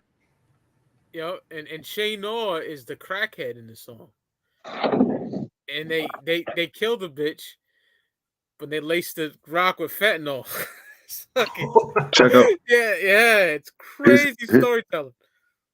His latest release is coming out tomorrow. Noise Candy 5, but check out the whole Noise Candy series, bro. That's crazy. Check out the whole Noise Candy series. He got another song called DMT Vape Pen off of the Noise Candy 2. Did you ever see the movie? Y'all ever see the movie City of God? What do you say? I got the shit locked. He said, I got the shit locked like Ken Shamrock, twisting your ankle vicious. Fuck rap, I make bank from sniffers. I be with criminals. You never ever see the whole gang in pictures. What song is that, Blade? DMT Vape Pen. Yeah, I gotta listen to that shit. I heard it obviously, but I'm gonna hear it again. What's another joint? Residue. Did y'all ever see the City of God movie before? Yeah, I got that DVD. Yeah, the Brazilian joint. Mm-hmm. Well, there's a song with Ty Ferris in Rome, and Rome's like, me and Ty going back like Benny and Little Dice. I'm like, this shit is crack. Oh man. Go ahead, Roc-A. I know you're talking about Benny, the dude played by Felipe Hagenson, the actor. You got the glasses, and then Little Dice is the crazy ass nigga. Yeah, I followed his movies. Yeah, see, he knows. Mm-hmm. Yes. Yeah, like Ty Ferris, he's another one that just, And another one from Detroit. Yup. Detroit is mean for lyricists. Hell yeah. I mean, and then on top of that, the older MCs, Guilty Simpson, Guilty Simpson is fire. Yeah. Dice Game with Apollo Brown is a masterpiece. Hey, Mike. What's up, brother? You know the Rock Marcy song, Not Told with with Knowledge the Pirate. Yes, sir. This nigga, So, yes, sir. This nigga Rock said he was like learn life lessons. What do you say? Hold on. Yeah.